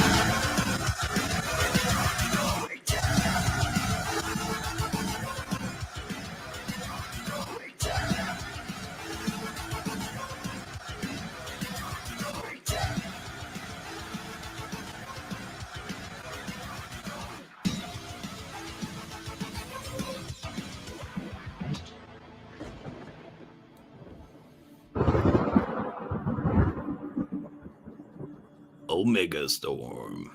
Love it. Superhero and horror genres collide. Megastorm. Go check it out, guys. Back it today. Meanwhile, we're closing out the Cyberfrog Electric Blue variant action figure campaign tonight. Oh, excellent. We're at 111,000. Nice. 1 hour, 45 minutes left to go on this. So we're going to be looking closely at Graveyard Shift. How do we get people to back this? Let's see. We got to get people aware of it. We got to let people know. And boy, we could really use a cool extra cover. Well, I actually did do an extra cover down below. It's incredible. It's a variant cover drawn by me, colored by Anthony George. Anthony George is the regular colorist for Graveyard Shift. Holy shit. Look at that. You guys can run out there. If you already backed the blood bag tier, whatever, then go ahead and grab this little guy off on the side. These will come signed by me, and also this variant cover, the entire book is going to be different than the actual book, because this variant, the entire book is going to be matte. So that'll be matte interior paper, that'll be matte cover, no logo, so it'll be a virgin cover, and then they'll all be signed by me, John. Wait, this book is going to be different than the other books in terms of printing paper? Yep. Wow. Yeah, because Mix Them Anyways, they don't do variants the way other printers do variants. At least they haven't allowed me to do that. So every book, it needs to be basically handled as a singular purchase. So when I'm getting them from the printer, so there's no reason for me not just to click the matte button versus the gloss button and have these come out different. So gonna see how it looks. I think it'll look pretty cool. Matte paper is pretty cool. And we'll see about maybe even getting the paper stock a little thicker too. So instead of using like 80-pound gloss for interior, maybe we'll use like 90-pound matte for the interior. It'll give a little bit more stiffness, make it feel a little bit more regal. Yeah, I used matte paper for Heartsick Horror, and I'm probably going to do it for the deleted scenes book too, because I really like it. I didn't Mm-hmm. think I would. I want everything glossy all the time. Wreck Planet is high gloss, but like I don't know, like the other books, I really like to experiment with different paper types and just see how they feel. And it just feels like one of the things that I really want to do, and I don't know how to do it, because every printer I talk to doesn't know what I'm talking about. But I go, can you just make this feel like a real comic book? Like, you know what I mean? Like I want it to feel like a comic book from the 1980s. If that's newsprint and like I don't know what the stock paper is on the like a semi-gloss cover or something like that. Like, Yeah. boy, I'd really like to make something like that that just feels like a rad little like rag of a comic book. Matt is probably much closer, like for imitation, right? To give you Mhm. kind of that older feel to it. Yeah. Because I'm always thinking like kind of the same thing. Like how do you get that kind of just like that nice graphic quality and feel out of a book? And part of like the problem I think is like, and not that it's a problem, it's an aesthetic, but when we have these very saturated, very nicely rendered images, you just don't get the same feel that you get from something that is classic, like flat tone, 2-3 tone color, like the old X-Men, whatever, everything pre-image, all those books. So you'd get those kind of cell shaded coloring. So we lose that aesthetic because we use all these computer colorings now, and computer coloring looks great. But yeah, if you're trying to get kind of like, how do you pull it back and make it feel more like just like that, like a comic as a kid, I think you got to go matte, and I think desaturation is going to help, and that's what I'm going to kind of be looking at when I get this book in my hands. So Yeah, like I wouldn't do it for your big, like the expensive book, but I mean, when we're making mm-hmm. extras, Mm-hmm. I mean, how much do those books cost to make? They can't cost very much because, those books. Okay, so you buy a DC comic, and let's say it's $3.99, right? And it's got to that money has to be split three ways, and also pay for the talent that produced it. Sure, there's some advertising bucks inside, but that book must cost 40 cents to make. I mean, probably less. So it's like for freebies and things like that, I want to be able to I want to be able to spend 40 cents on a comic book and make it look like a comic book. Not Wreck Planet, nothing like, the good quality stuff that I'm doing, but I want to make comics that feel like those comics again and actually compete with DC Comics and Marvel Comics in terms of like on their own level. We're way above them. I mean, just way above them in terms of quality. But Yeah. I'd like to descend in some ways, Mm-hmm. Yeah. Does that make sense? I mean, it might just be an aesthetic thing, but Yeah. yeah, I really. Well, like I said, I'm gonna do this variant cover all matte, and we'll see how it turns out. I'm gonna try to get a little extra. And the only reason I say I'm gonna try is because of these paper shortages that keep popping up. If they tell me I have to be delayed to get a thicker stock, then I'm just gonna go with the more common stock. So yeah, this right here, Heartsick Horror, is great. I mean, this is the kind of matte quality that we're talking about here, and yeah, I think I'm gonna do more of the books that are kind of like free and a little bit thinner, more the length of an actual comic book are going to be more like this. Look at this. Look how beautiful. By the way, the artwork from incredible. Stefani Renee. Interesting look for Heather, but yeah. Mm-hmm. Yeah, I mean, she's got that kind of almost a little Latina. Yeah. No, you didn't.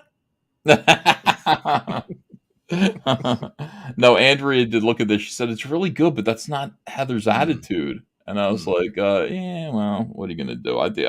It reminds me of Jersey. There's something about it, and her body language is cool. Oh yeah, she looks great. Ben Reilly looks cool, but yeah, look at this advertisement. Look at this, John. In the free book, advertisement. Open the page. Oh, look at you. Look at this. Scan me to discover more. We'll take you right to the Indiegogo page. Wow. You ever think of doing that? Yeah. Using QR codes. Yeah. But of course, it's great. It's smart. Yeah. It might not be that smart if Indiegogo shuts down my campaign tonight. Wait. that's what they're doing. Yeah. That's the problem. Like they're like, They don't let it go in demand. Now, if it goes in demand, this is brilliant, and more people are going to see the toys, and that's fantastic. Yeah, no, I've always wanted to do this big scavenger hunt, which would use like all types of different clues throughout the books, and then use QR codes and geocaching. But yeah, that's probably a couple years off. I'm not technologically minded enough to make that happen right now, but a couple more years, I'll find somebody that is. Yeah. People are saying. Let me see what people are saying in the chat here. Let me see. Ethan is fat. Oh, okay. Yeah, that's Java though. Yeah, I know. Love the composition, says DJ2K right here. Yeah, it's just nice. Yeah, some of these pieces I'm like happy to be able to make a cover out of them. This book right here is available on the Cyberfrog Wrecked Planet campaign for $10. You can get a copy of this, or if you back the first campaign and you purchase Wrecked Planet, this is coming for free. This is a freebie.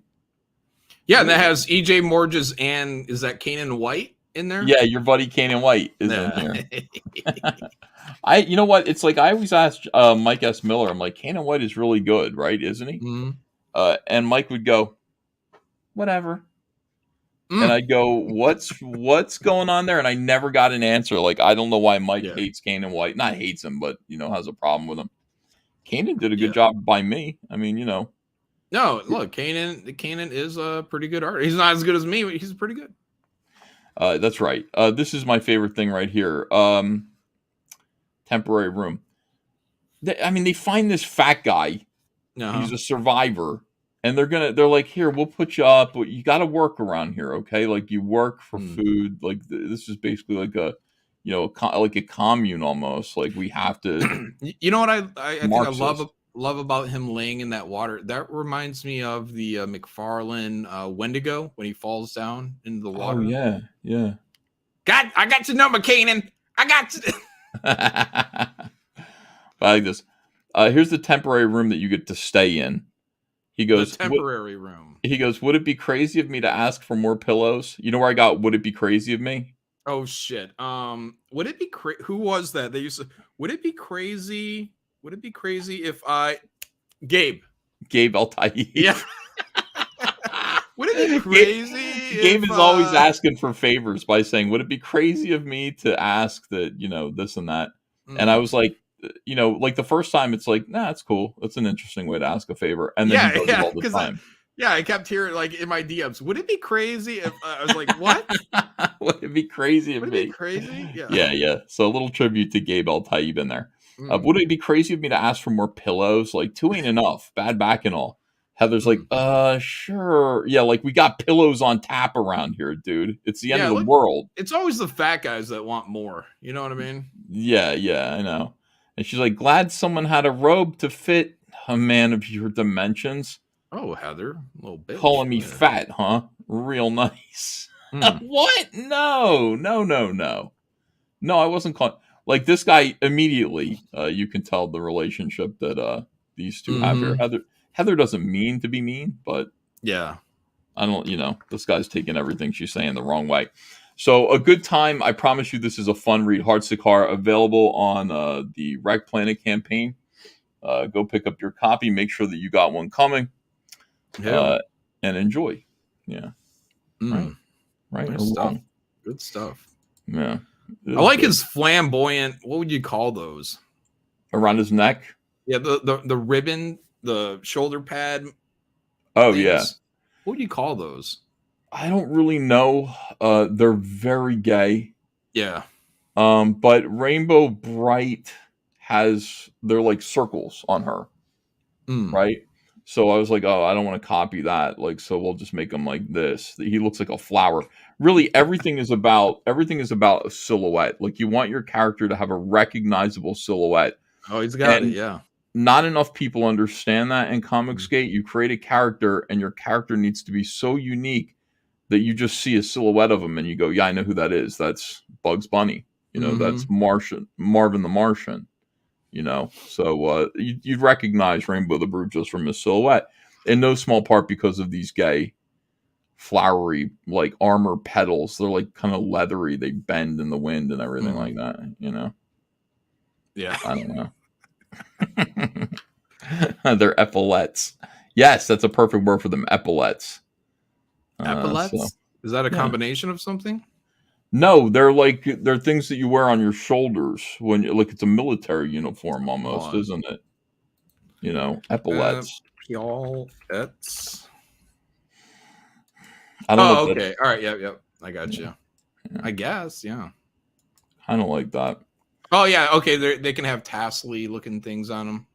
Tassely looking things. Yeah.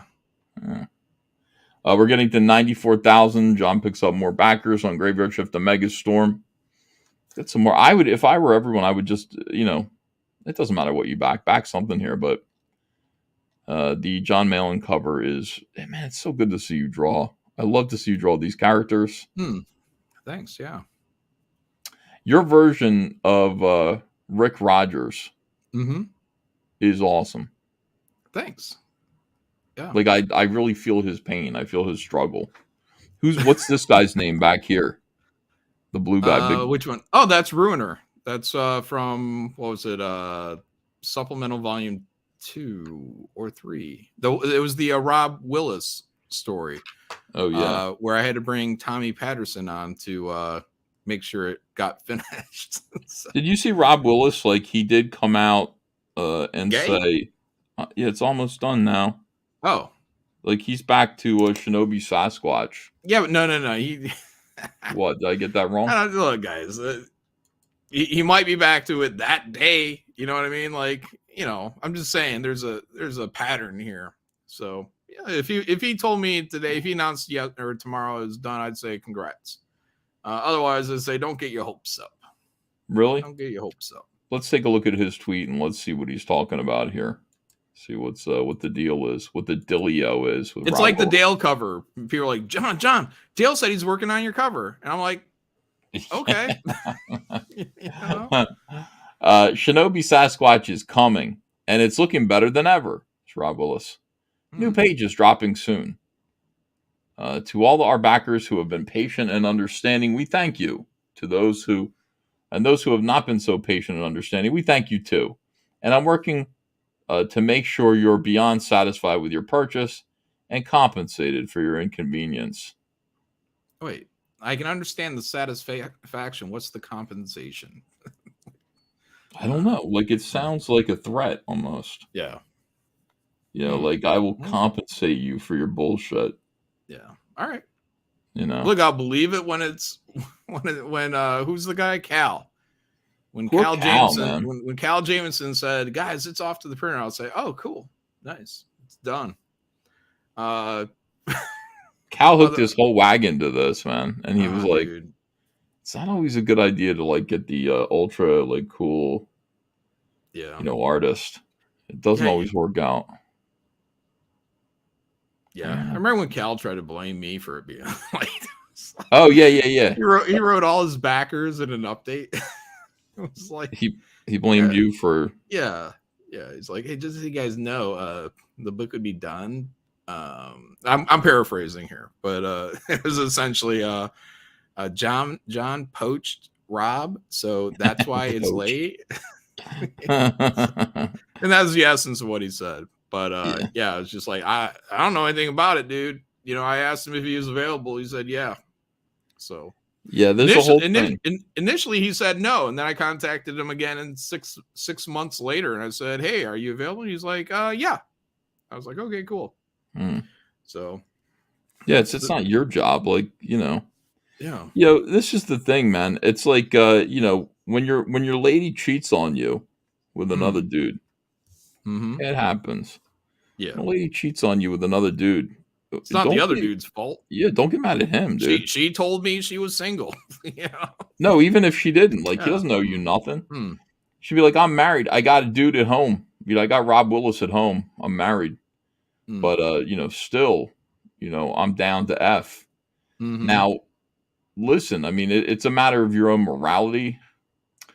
But if that guy just goes ahead and F's like then like you got to blame her, not him. Like he doesn't owe you nothing. Yeah, like she's the one that promised you something. He told me he was available. Same kind of situation here. You said it. Hey, are you down to F? Yeah. And he should have said, "No, I'm married to Cal," Mhm. and I owe Cal. I made a promise to him. Yeah. The only difference between me and Cal is once I found out Rob was not going on dates with me anymore and seeing more people, I said, "Fuck you, you're gone." You know what Yeah, I mean? Dumped them cold. So, yeah. you know what I mean? That's what you got to It's do. about me. It's not about anybody else. Right. Yeah, like get your shit done for me. Like, I don't care Yeah. about your situation with anyone else. Like Yeah. I always say that to Kyle too. Yeah. You can Kyle, what do. do you do whatever you want, but like I come first. You understand? Like when I send you pages, whatever it is you're working on, you put that shit aside. Like Mhm. I am your king. Yeah. I'm number one around here. Yep. You can have all the one night stands you want, lady, but you ain't coming back to daddy. You know what I mean? Yeah. Like that's the whole thing. Like if I'm not number one, like neither are you. Like Yeah. you can go your way. I need a colorist, and Kyle's like this. Kyle Mhm. understands. I need a colorist who, when I turn in work, he gets it done right away. I need to Hmm. see it right now, unless he's sick. Kyle was sick for a month or two. Understood, but he's always sick. But other than that, yeah, like get my stuff done. Eric Weathers is Mhm. really good at that too. I told Eric, I said, "What's your rate?" And Mhm. Eric told me his rate, and I said, "I'm going to Mhm. give you like $10 more than that What? per page," which is a lot when you know what a letterer makes. $10 Mhm. more a page is like a lot. But when I give you stuff to do, you got to do it right away. And he's just like, "Cool," and that's our Mm. situation. David L says, "I heard cheaters die in parachute accidents." Christ. That was not a cheating situation. I know. We were separated, but yes. DJ2K says Cal should make it a 48 pages. Wait, Cal should make it 48 pages. Cross his fingers it gets done. Mm. What's it supposed to be? Is it longer than that? I thought it was originally 48. I guess maybe they did an extension on it. They might have done an extension because it was so late. I don't know. So, Hmm. but at this rate, at this speed, I don't know if that was the wisest decision. It I don't know. reminds me. Someone's gonna have to talk to Cal and get the answers. Cal, how's it going? He hasn't Yeah. been on the stream, Are you and mad at Cal? Do you no, have no, any? no, no. I'm Okay. over it. So, Yeah. I think it was a douchey thing to do by far, but Yeah. Why blame you? yeah. But Because you don't no, want I'm to. over it. I don't care. He can come on the stream. But if Well, he had a bone to pick, I'd I'd tear him up. But yeah. other than that, I'm fine. It does remind me a little bit of in the 2005 or 6, DC Comics was doing an all-star superhero line. And they Yep. had just done All-Star Superman, All-Star Batman, and Frank Miller. They asked me and Jeff to do All-Star. Well, first they asked Adam Hughes to do All-Star Wonder Woman. Bang. It would have been awesome. Mm-hmm. But they had doubts that Adam Hughes was going to be able to get it done. So they approached me and Jeff Johns, and we had just done Rebirth. We were on top of the world. You want to do All-Star Wonder Woman? Hell yes, we do. So I agreed to do it after I wrapped up whatever Green Lantern obligation I had. Adam Hughes and his girlfriend called me up, or his wife. Like, we thought you were our friends. How could you take this gig? Now, this is a similar situation, John, where it's like, wait, I didn't cheat on you. Like, Yeah. Yo Ho, which is DC Comics, came to me. Like, Yeah. I didn't know. And in any case, like, they came to me. But anyway, I just said, out of like good faith, I just said, I'm backing away from it. I didn't realize what was going on here. I just got done getting fucked around at Marvel because I was on a project that, Grant Morrison, that whole thing. So no problem. Yeah, you do All-Star Wonder Woman.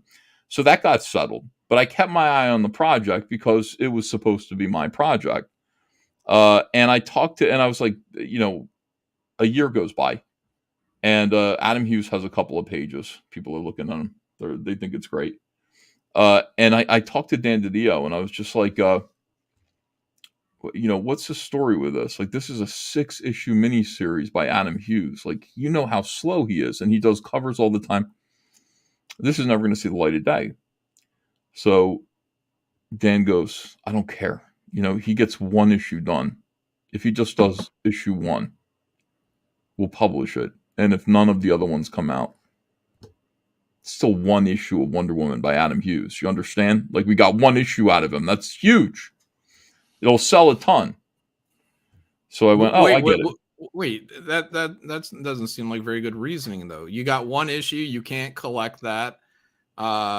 6 issues would be much better, probably more profitable in the long term of, for the company. Like, that would seem like the better financial situation. And you doing it coming off of Rebirth would have been prime money to be made. Like, I'm not, when it comes to Wonder Woman, Adam Hughes, like, I was to Green Lantern what Adam Hughes is to Wonder Woman. Like, I would put him on covers. Put you on interiors. But anyway, the thought process was, we get Adam Hughes. He's going to come in. It'll take him a year to do one issue. Maybe he'll flake. Who knows what he's going to do? Maybe he'll get it all done, but he's going to flake. And then we've got one entire issue of Adam Hughes Wonder Woman, which people will rip off and copy. Guys like David Mack will trace it, for the rest of his career. Right. He's known for that. He's known as a tracer of Adam Hughes' stuff. Yeah, a lot of people's stuff. Yeah, so a lot of people. So at DC, that was the plan. So I went over to Adam Hughes and I at a convention. I was like, "Hey, man, I'm really looking forward to." I said, "Sorry about the mix-up with the All-Star Wonder Woman. How's it going? Like, how you doing on that?" And he was just like, "Man, I know what DC's doing. DC's just trying to wait until I get like one issue done, and they'll put it out, and then they're just going to move on because they don't have faith in me." So I've been working on the project pretty hard. I'm halfway done an issue, but he goes, "I'm doing them backwards. I'm working on issue 6 first. That way it'll." So what? This never came out then? Never came out. Dude, Fucking that was retarded. 2005, and it still hasn't come out, and it never will. And I like Adam Hughes out. Like, can you imagine being Dan? Like, Dan Didio's like, "Well, we'll just get one issue out of him. That's great. That's more than it." So, Adam Hughes was like, "I know they're thinking this, so I'm just going to start with issue 6. That's ridiculous. It makes me laugh every time I think about it. How does that get by editorial, though? Like, no editor is saying, "Hey, show me where you're at." Yeah, Adam, whatever you... Yes, sir. Whatever you say. That. Adam Hughes. God damn, dude. That whole situation, because I was on both sides, like I was on all 3 sides of that. So it's like that whole situation made me laugh, and I was like, "That's the comics biz. There it is." Retarded. That's comic business in its full retardation. Like, fucking, what is? It's no wonder we are where we are. Jeff and I would have gotten it done. It wouldn't have been as good as Adam Hughes, but we would have gotten it done. It would have been okay. You would have had Adam Hughes variant covers. It would have made DC a lot of money. It would have been a great, successful year and a half. How many issues? 6? 6 issues. What would that have taken you? About a year and a half? It'd take me about 14 months. Yeah, to do that. Why can't people just run things like a fucking business? If I found out dude is drawing something in reverse, I'd fucking fire his. I don't care. It's Adam fucking Hughes. Fuck him. Get on covers. Stay on covers where you belong. Well, that's what he did, dude. But it's just. Let me see. Fliskin, thanks for $10. Says Ricada. There are 2 bottles there. People are still. But also, like, the All-Star line it had potential. You know what I mean? Like, you're launching this new line. It's Jim Lee and Frank Miller on fucking Batman and the Boy Wonder or whatever that was. All-Star Superman, wasn't that Quietly or something? Grant Morrison and Frank Quitely, and that was a huge hit because that was really, really good. And so then you got to go, oh, well, if it's All-Star, it's got to be the best of the best. And so it's like, obviously they came to me. That's, obviously they did. They also went to Jim Lee and Frank Miller. And they were just like, you guys do Batman. That's huge. That should have been. But it was a fucking bomb. It was a disaster. Like, Frank Miller's Batman with Jim Lee was one of the most retarded. Yeah, but the momentum is just being killed. You know what I mean? Like, if I'm in charge of getting these things done, like, that doesn't make any sense. Why would I put the slowest guy in the universe on a book and kill any momentum for this super hyped line? Like, I'm not a DC guy, but I remember when All-Star Batman Superman stuff was coming out, and that was like a big thing. Like, I was aware of it. Yeah, it was really legit. And you just put somebody in there to fucking just slam the fucking brakes on. But even still, like, if you were on there kicking ass on Wonder Woman, if you and Jeff Johns were kicking ass on fucking Wonder Woman, like, even that might have. And I'm not saying it would have. I don't know how much it would have been, but it could have motivated potentially Jim Lee or Frank Miller, probably not Frank, but Jim maybe in terms of a competition to be like, I got to outdo the fucking John's Van Sciver team. Yeah. Like, I want to bury you guys, you know what I mean, and vice versa. You like that's good competition, and they set it up to fail. Dude, I mean, it's almost like they had no choice though, because it's like, yeah, I mean, yeah, of course. Like if we had done it, if we had done it, it would have been good, but it would have been just good. Like, it's almost as if, it's like, I'm trying to think of a good comparison, but it's almost like Jack Kirby comes back and says, listen, I might be, 85 years old and can barely hold a pencil, but I'd like to draw the Fantastic Four or something like that. You go, I got to let him do it. You know what I mean? I got Jon Malin over here, ready to draw the Fantastic Four. It's going to be good. But Jack Kirby is here. You know what I mean? Man. Reed Richards just, I don't know. Like, yeah, I know you like that Plastic Man body type, but I just find that thing to just, it doesn't matter. One thing I don't want to draw is a stretchy guy. I'm just using that as an example. I'm just saying, like, like I'm thinking of the God of comics comes in, like where he belongs. Yeah. And, being Adam Hughes on Wonder Woman is what you're saying. Right. Yeah. Like, yeah, I don't know. Again, I'm not a big DC guy, but I'm not sure Adam Hughes has that kind of heat with me. Like, I never look at him going on Wonder Woman and be like, oh man, Adam Hughes on Wonder Woman, can't wait.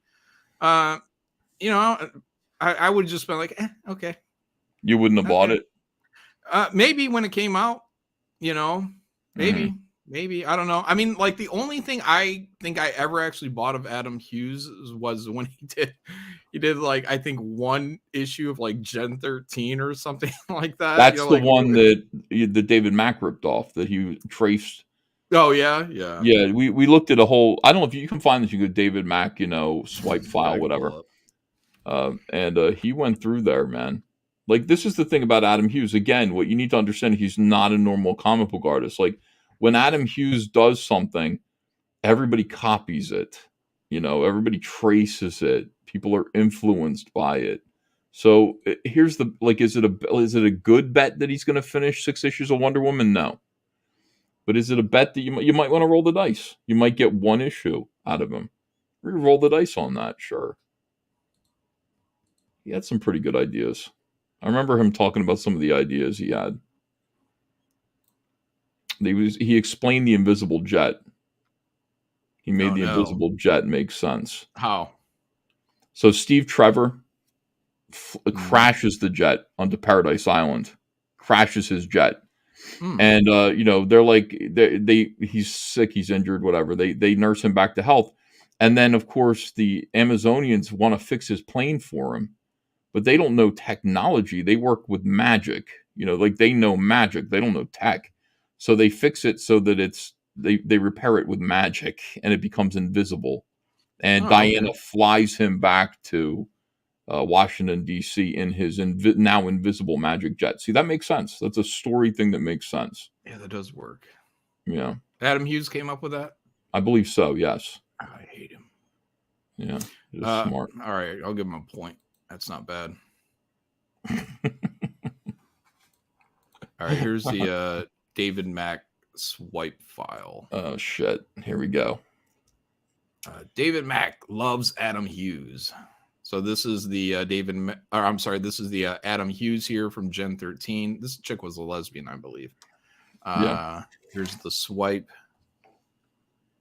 Flat ass. Look at this. What's wrong with Adam Hughes? No ass here.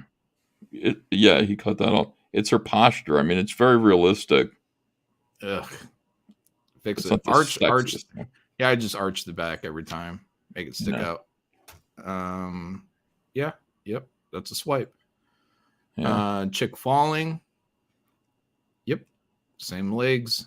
Mm-hmm. Oh, same. Did he do this? Yeah, he almost did the same lighting. Yeah. Up here, this core shadow. Small difference, but it's the same. Different, but same. This is interesting. He pieced together two different Adam Hughes things to make this one here. All right. I will never forget this. I will never forget Bendis bragging about this book, and then when it came out, it was a disgrace. Oh shit! Like, he got him this job, and it was just like, holy shit! He swiped every single panel. Yeah, almost here to here, here to here. I guess these last two were unique ones. This is what, yeah, and it's all from the same fucking book. Yeah. It is. It's all Gen 13. Here's that lesbian chick. Yep, here. But you see it and you go, like, the way Adam Hughes draws is so good that, you know, it's, you look at it and you, like, that last panel with Fairchild, like, look at her big shoulders and everything. Fairchild was strong. The last one underneath it. Oh, yeah. Like, that's so iconic. And then, you know, I think that was the cover even. Look at that pinhead. That's as small as you can draw it. Like, if it was any smaller than that, it would be a disgrace. Well, you're trying to say that her shoulders are wide. Well, I'm saying, like, on any time you do a pinhead, like, there's a limit. Like, you can only go so small, and then once you go any smaller than that, it gets destroyed. Like, this is about as small as you can actually go. Like, any more than that, and it's gonna like, you get like Beetlejuice. You know what I mean? Yeah. It doesn't look cool anymore. It starts looking really dumb. But yeah, this is great. Good stuff. Let's see. Punching some guy, her hand's on fire. Yeah. Oh, she's grabbing him. Even the hair is pretty much the same. It's light boxed. It's not even like you took it and you drew from it, you know? Like, you traced it, dude. You light boxed it. And then he puts these little extra strands, and kind of like, I don't know, to me that's Sheree. I'm sure Sheree's probably pulled from somewhere else, but then he puts these little Travis Sheree kind of swoops in there. I'm like, oh, okay. Yeah. Oh, just the hand. Wait, what is this? What's going on? Oh, he replaced the hand to put it on her gut. That's funny right there. Yeah, so it's still the same thing, but he doubled up this hand and then just put it right there too. Wow. David, man, that's so much work. Like, why would anyone work that hard just to draw? Oh, I guess I kind of answered my own question, right? You know, I like Adam Hughes' girlfriend there, like, chimed in a bit over at the Newsarama forum here. I'll bet that link doesn't work anymore. But Allison John chimed in a bit. Newsarama. Yeah, that can't work anymore, right? I would love it if somebody archived that shit. Yeah, nothing. Yeah, it doesn't work no more. What is this? Some light box techniques, as they call it. Oh, okay. So he's photo tracing other people. Well, I don't know. I mean, this is what Tim Bradstreet. Bradstreet, is that right? Bradstreet? Yeah. He gets his own models and does his own photography. Well, this isn't his own models. These are magazine. Right. Yeah, that's what I'm saying. So what he's doing is different in that respect, because he's just grabbing it off magazines. Rob Liefeld did that too. Gimme Max says, isn't Adam Hughes married? Yeah, I think so, but he wasn't maybe in 2008. Like, they were just girlfriend and boyfriend. I think he married her though.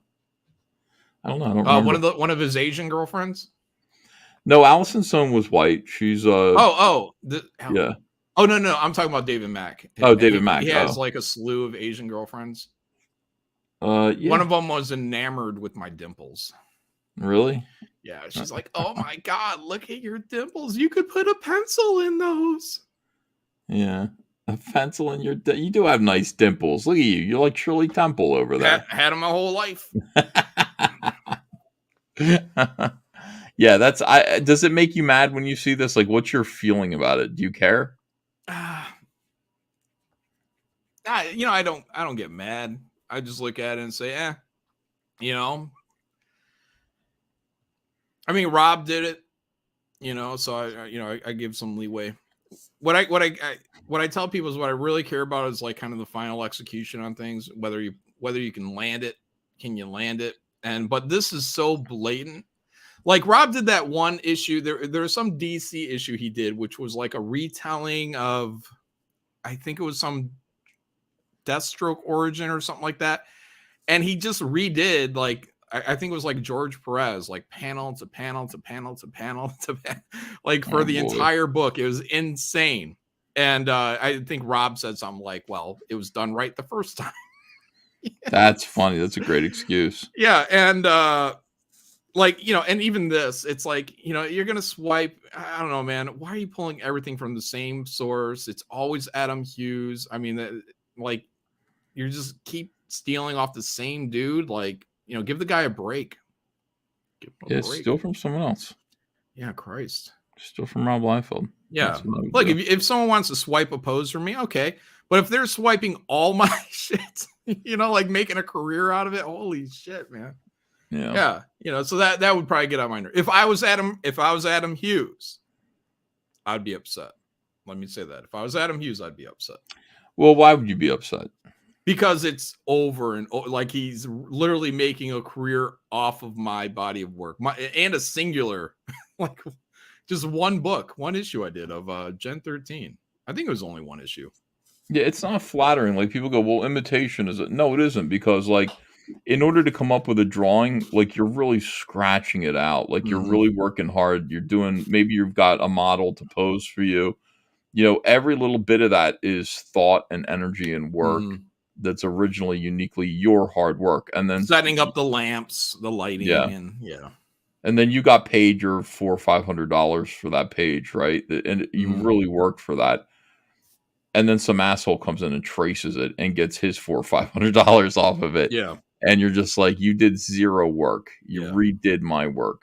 Like I'd be a little annoyed, I guess. Like, here's a good example. If Nasser, even though he doesn't draw, let's say Nasser draws. If Nasser draws, does a book, and I buy this book, and I open up and I see he swiped me on page 1, he swiped Ethan on page 2, did a swipe of somebody else, you know, like it. I wouldn't be as upset. Yeah, I wouldn't be very upset at all. I'd just say, yeah, I see it. That's me. You know, I wouldn't lose sleep or anything like that. But if the entire thing was page 1 is my swipe, page 2 is my swipe, 3, 4, like that's what I like this. I'd be like, Christ, Nasser, we're gonna have a talk. Nasser didn't do that. I'm just saying, only as an example. Well, because he can't draw, but he would. Right. Clearly, like, I'm getting mad just thinking that he would do it if he could. You know, like that's making me angry. He's that guy. Yeah, he's that guy. It's 2:00 in the morning now. Thanks, John. Thanks for hanging on. I know you're no problem. You're starting your day here. 2:00 in the morning. We're here backing and supporting Graveyard Shift for 94,000 now, and very much appreciate you guys. Thank you guys. Graveyard Shift. We'll get it to 95,000 possibly tonight. How great would it be if people all got together and said, "Yeah, you know what? I forgot to reserve my copy of Omega Storm." And I'm glad that I did, because this Jon Malin cover is available now. And I'm a collector of Jon Malin stuff, and I have been since even before Jawbreaker's Lost Souls. So here, I'm going to get the Omega Storm Malin variant. I hope it's not too expensive. Oh, look, it's not too expensive. It's perfectly reasonably priced. Yeah, you can get it as a single tier, which is at $60. Again, this thing's going to be signed. It's going to be its own matte format and probably thicker paper. Or you can get it as there's a 2-pack right below that. I think 2 tiers below that, which is my cover and Tommy's cover together. And that's only a straight 100. So that extra 10 is wiped away. So you can save $10 just by getting the Malin Patterson double tap. Nice. So, yeah. I hope people back this tonight. That would be really cool to see. And of course, we got 1 hour left. 1 hour left of Cyberfrog Electric Blue variant action figures. Very happy with this. Good turnout tonight. Yeah. Every day walk the line like I'm walking on a wire. Taking my time, but my blood is on fire. Down to the marrow, from a shudder to a shockwave. Holding my ground, looking for a new escape. When I am choking, started and broken, crawling out the same ditch, looking for the off switch. Guess I better quit and find another way. Only on Indiegogo. I love that band, man. It's Royal Blood. I love them. The guy, it's just a drummer and a bass guitarist, and the bass guitarist sings. And he has his bass guitar with like a a modulator on it. It's moves it up an octave. So he's playing a lead guitar line on the top string and the bass line on the bottom couple of strings with just all at once. It's amazing. Now, the dude from Jack White, from White Stripes, didn't he have I think he had just a regular guitar, but he had a pedal that would, maybe he had an extra low string. I'm not sure. I think most would just, like that seems like that'd be more, I don't know, reasonable. Using an electric guitar with an extra, maybe a lower string. Yeah, like that. It's basically the same thing. I'll bet Royal Blood got the idea from White Stripes. But I just think they sound awesome. I love playing their music in the car. But that song's called Honey Brains, which is like, oh God, these guys are making music parallel to what I'm doing in comics. Yeah, fucking incredible. Electric Blue, Cyberfrog variant action figures, and the Second Chance. For Cyberfrog 2 Wreck Planet. Tonight's a great night to get a copy of Hearts of Car. These are in our warehouse. There's a limited print run on these, so they're not going to last forever, but I think we have enough to go around. Also, get an extra copy of Deleted Scenes. This is a new book that we just put together 2 days ago. What I did was I told everybody, look, you're going to get censored page prints, and they're going to look like this. You're going to get the pages that didn't get in the book, and you get them. Here's the truth of the matter. And John, I hope this doesn't hurt your feelings because I can't remember if you do this or not. I don't want any prints. Like when I get the comics, like I get these kind of oversized but miniature prints, and I have no use for them. I'm not pinning them to my wall because they're not posters and they're too big to be trading cards. I really don't know what I'm supposed to do with them.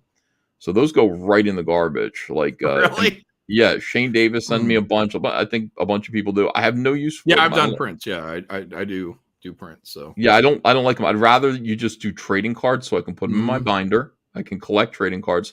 Or what I'm doing here is instead of the prints, because people are just going to throw them away. I'm going to take them. I'm going to letter them. I'm going to turn them into a book because everybody wants books. And when I get extra books from Graveyard Shift, I keep those. So this is Cyberfrog 2 Deleted Scenes. And I've taken those 4 pages that were prints and I've lettered them. I wrote them, I lettered them, and I put them together as a little miniature scene that was cut from the story. Also, there is an E.J. Morgis sequence that Kyle Ritter is coloring right now. And also Kelsey Shannon did a 5-page, very charming 5-page story about Lily and Cyberfrog together. That'll be in here too. Wouldn't he? Well, I mean, he said, I'd like to draw some Cyberfrog. I said, well, let me give you a script. And he drew it. It was great. Colored it by himself. So that'll be in here too. Let's do some real talk. Okay.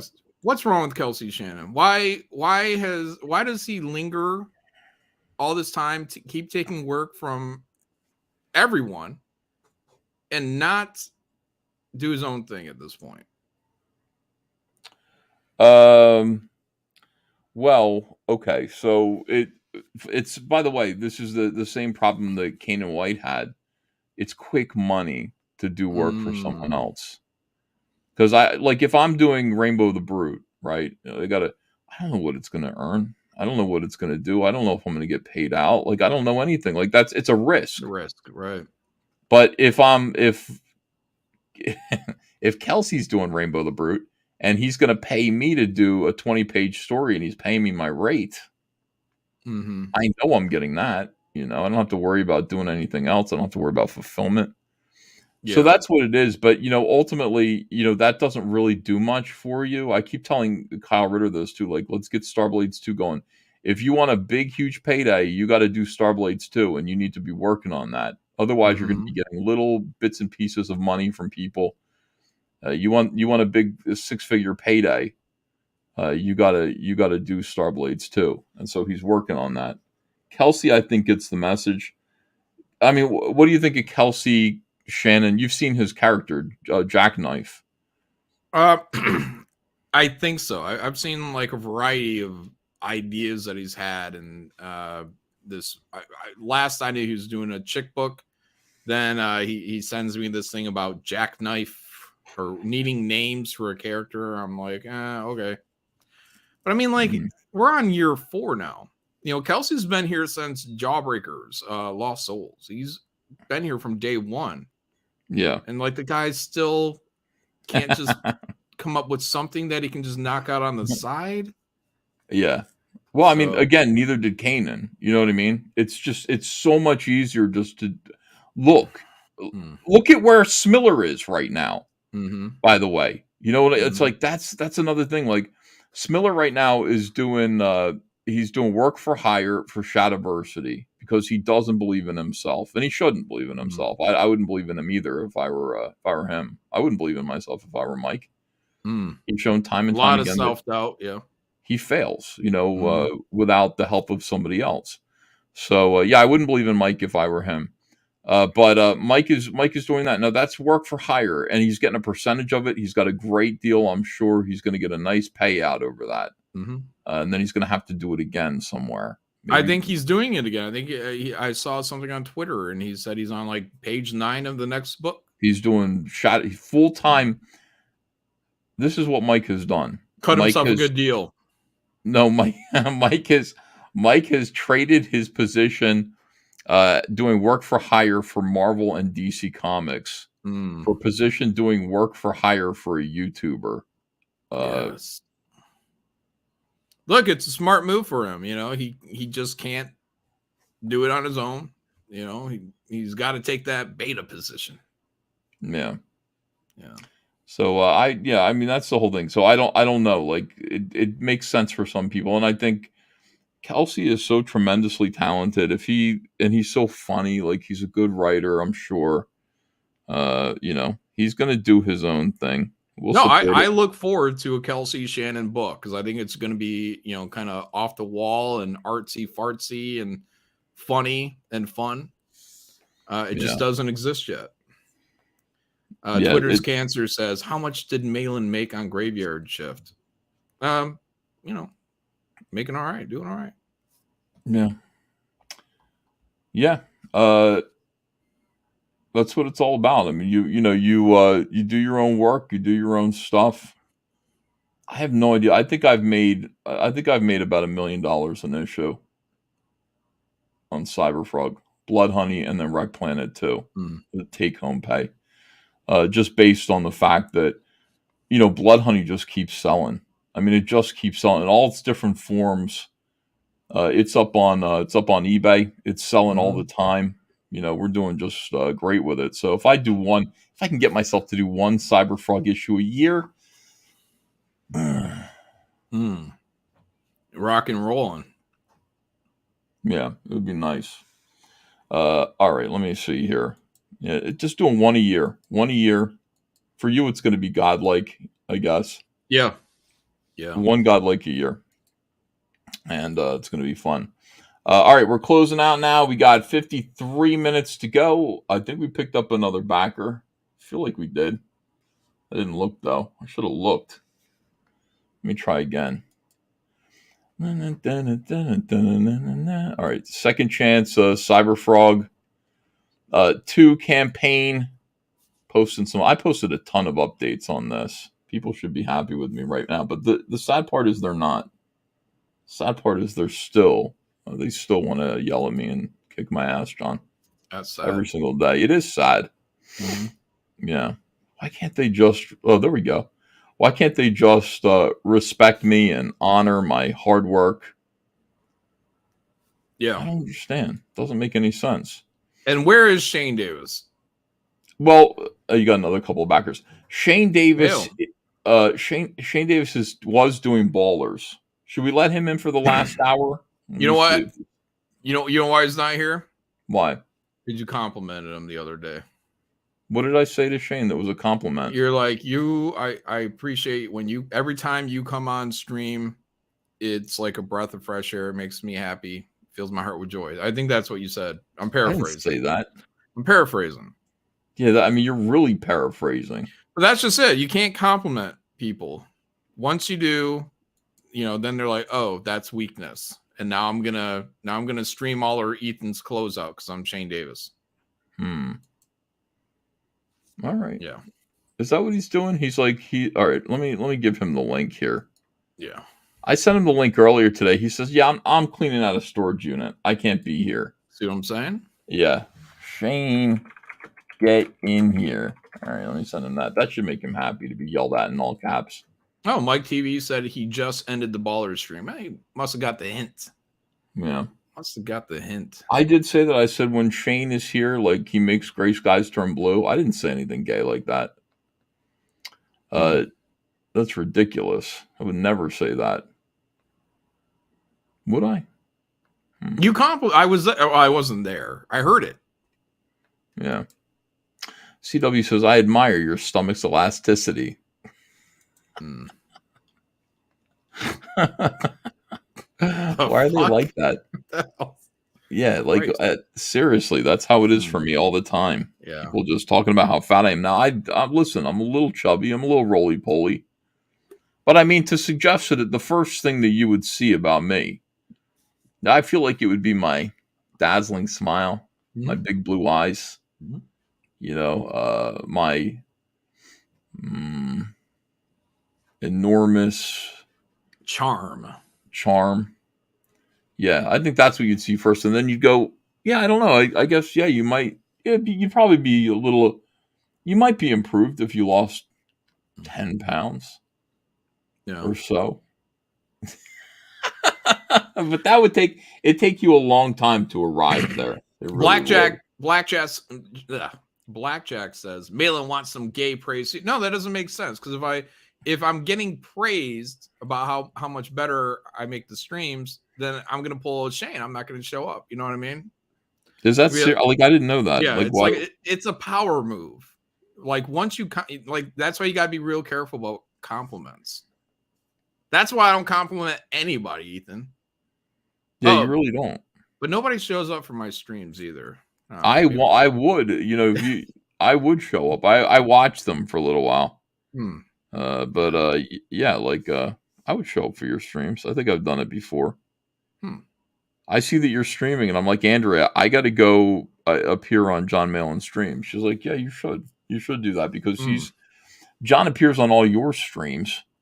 Most of them. And one time, almost all of them, I said, why is Jon Malin? Andrea smacked me down the other day. And I told everybody this. Why is Jon Malin on his own stream and he's not on my stream? And Andrea said, you ever think he might want to make a little money himself? Tough guy. Smart guy, smart ass. You ever think that, like, John might have needs and bills, and he might want to make a few super chats and promote his own work without, you being around, sucking everything up? I said, that didn't occur to me, no. She said, and that's the problem with you. And I said, oh. And she's right. It made me change. It made me change. And that's why, like, sometimes, like, I'll just go, you know what? Today's a solo stream. I cannot ask of my crew. And I consider you and Cecil and Shane, maybe Rini, to a lesser degree, Anna, to be my crew. Anna comes in whenever she feels like it. Yeah. Jamie Max says, Andrea is smarter than Ethan. Dude, so much smarter than me. But I don't tell her that, because then she won't come around. I'm using John's you gotta strategy. be careful. Yep, you gotta be careful. Yeah, give people too much credit, man. You can't compliment people all the time, because then they go, well, what do I need you for? Yeah, it's empowering. That's the problem with compliments. They're empowering. Like, once you empower somebody, you're taking power away from you and giving it to them. A is better than E. Voyager says, I miss Cecil. What do you think of that? Missing Cecil. Do you miss Cecil? Well, I mean, I'd see him once a week. Yeah. Do I miss him? Yeah, I guess. Yeah. Cecil's an asset, and we really need him to come out here and start putting in the work. Like an asset. An asset. Asset. Yeah. Like, why does he want to come out here and put in the work like he used to? Well, no one's insulted Cecil. I mean, Anna does all the time. Yeah. We had remember we had Alex on yesterday? And it's like, as soon as Anna let him know that she had a boyfriend and it was serious, gone. Oh, really? Yeah, like we had him on. I didn't catch that. Wow. Were you there? Yeah. You were there. Yeah, I'm drinking, having a good time. Yeah, like he's like, I think Cecil brought up Peaches. He's like, "Who's Peaches?"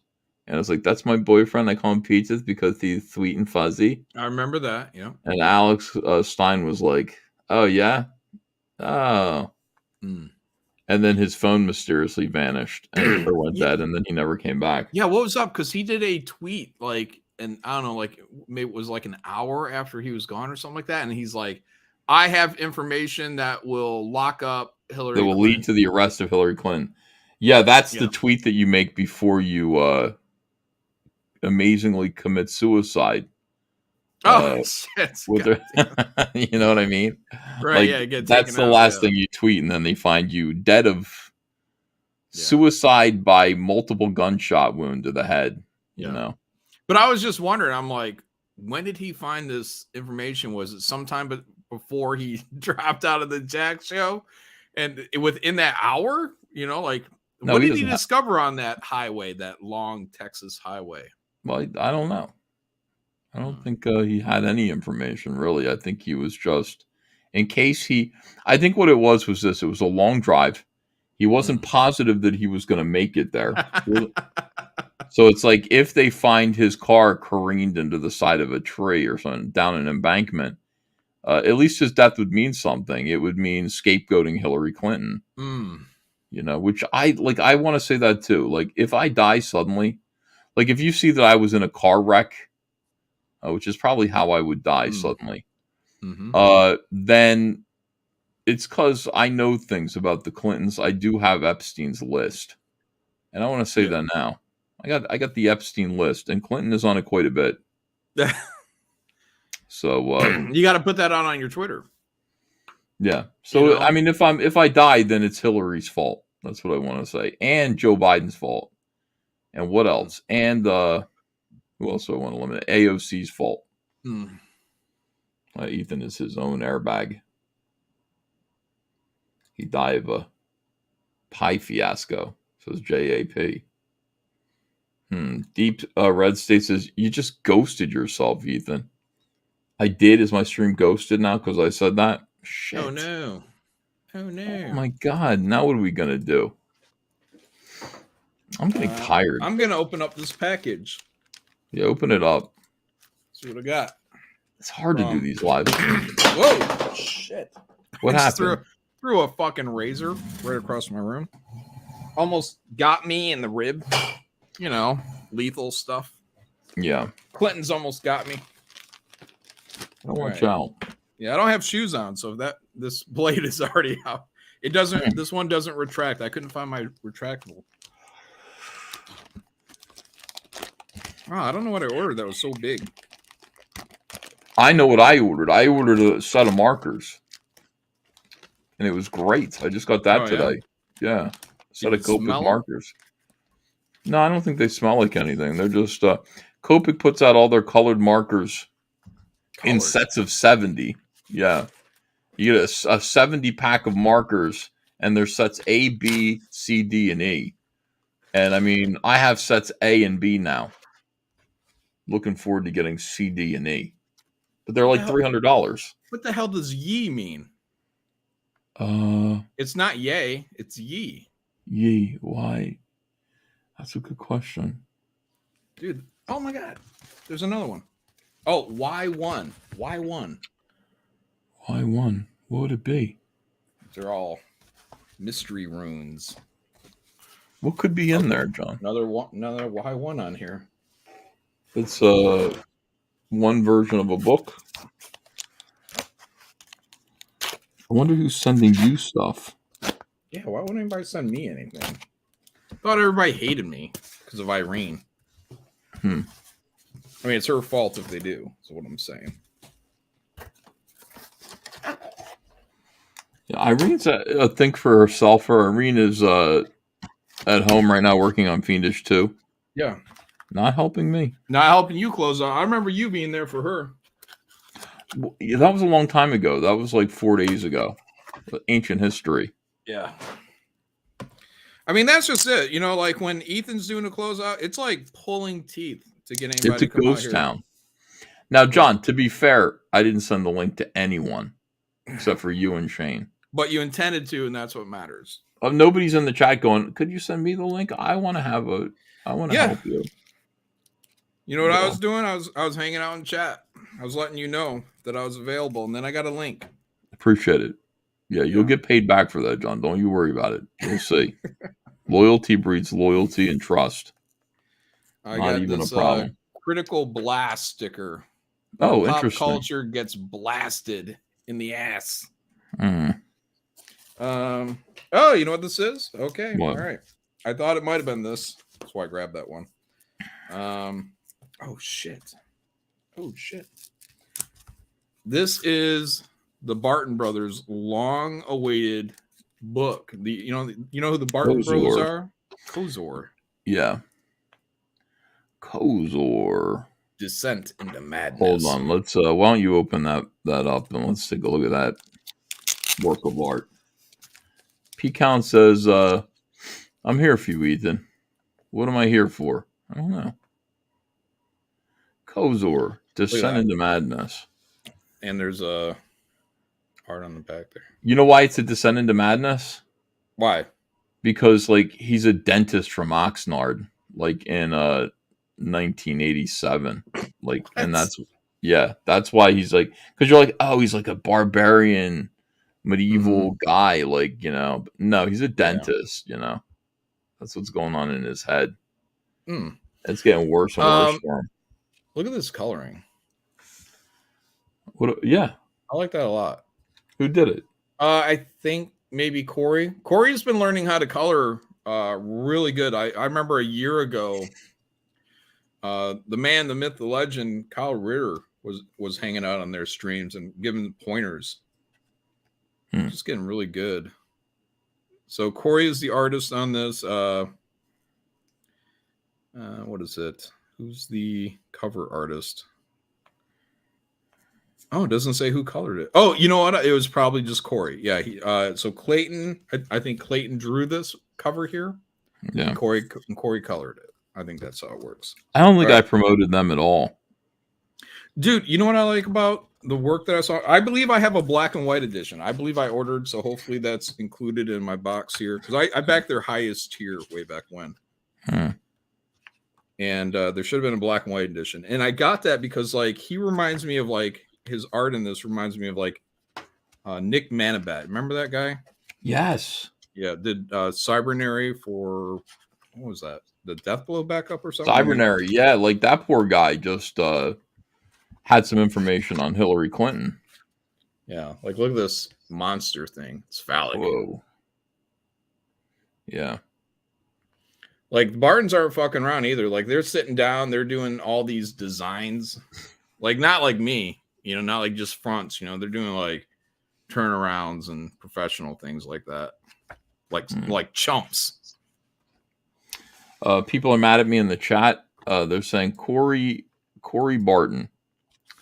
And they're saying actually this one guy, Cisco Beast 82, is saying, I bought Kozor because you showed it, Ethan. I feel better about myself now. You know.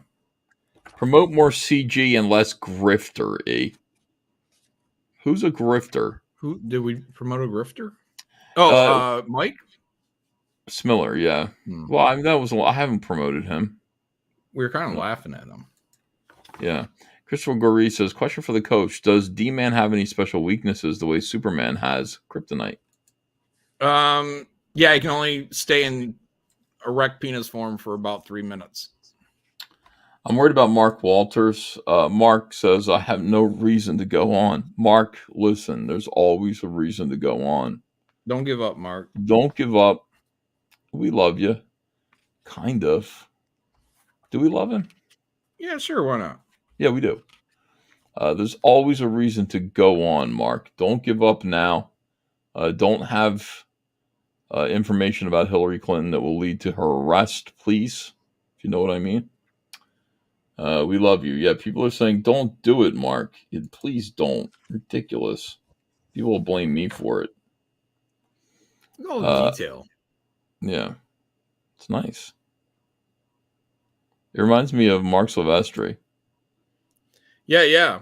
I think that's because Clayton has like a real Mark Silvestri. I think he did the cover art on there. So Clayton definitely pulls from like Mark Silvestri's school, the Top Cow guys. And I think Clayton was doing some finish work on this. So I believe that's how it worked. Corey laid down the initial lines, and then there's nudity in here. Oh, don't show that nudity. I'm not. It's whoa. Is it good? Like, is it hideous? No, it's all right. No, it's just a naked chick flying around, and you can see her nips. But this, okay, there's a butt here. Let me cover up 2 butts. If she looked like Sally Field, look at this fucking guy, man. That is insane. Yeah. Oops. More butts. It's okay. It's no problem. Just trying to be safe. But I love that fucking turn on him, man. Yeah. That's scary as fuck. I like that.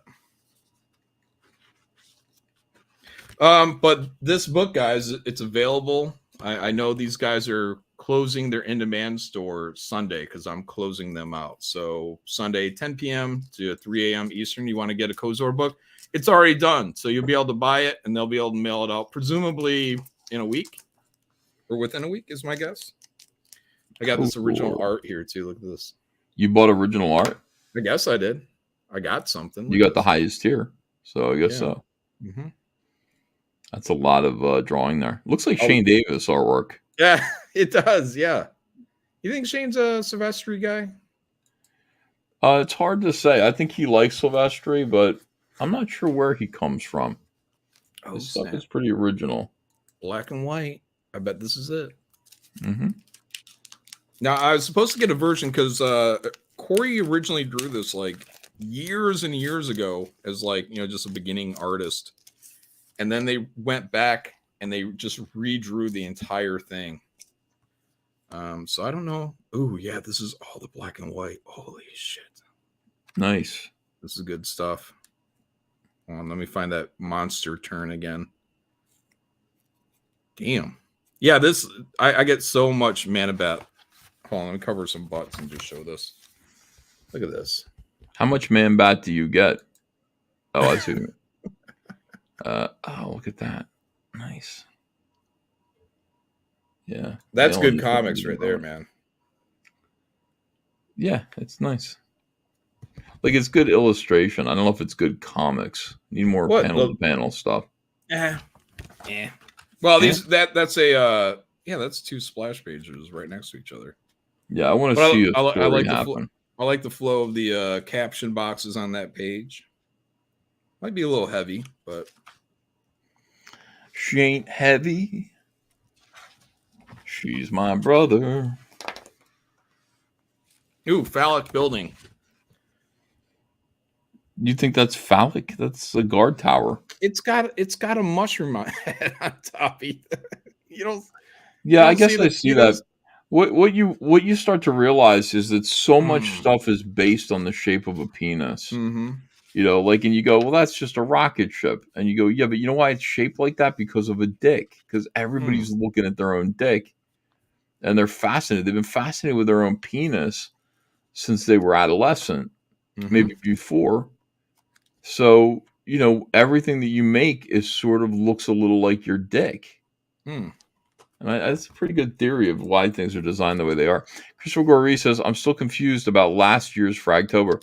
Why are Fragga and Irene so adamant she is belt holder when the coach never even defended his? Why are they so adamant? Well, because I didn't partake in that one. I did, I think, a drawing on there. It's just like what do you call it? An exhibition, hangout. Everyone just sitting there hanging out and drawing a picture. But I didn't enter that one officially. So, because I told Dan, I said, I need my belt. And I didn't get my belt till about 3 months before the competition. Yeah. And I'm like, well, the whole point of me having this belt is that I wear it on my shoulder for a year before the next competition. So people give a fuck.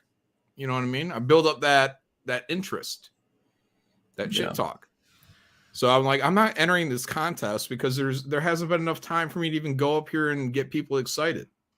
So Irene did that contest. Somehow she managed to win it. I don't know.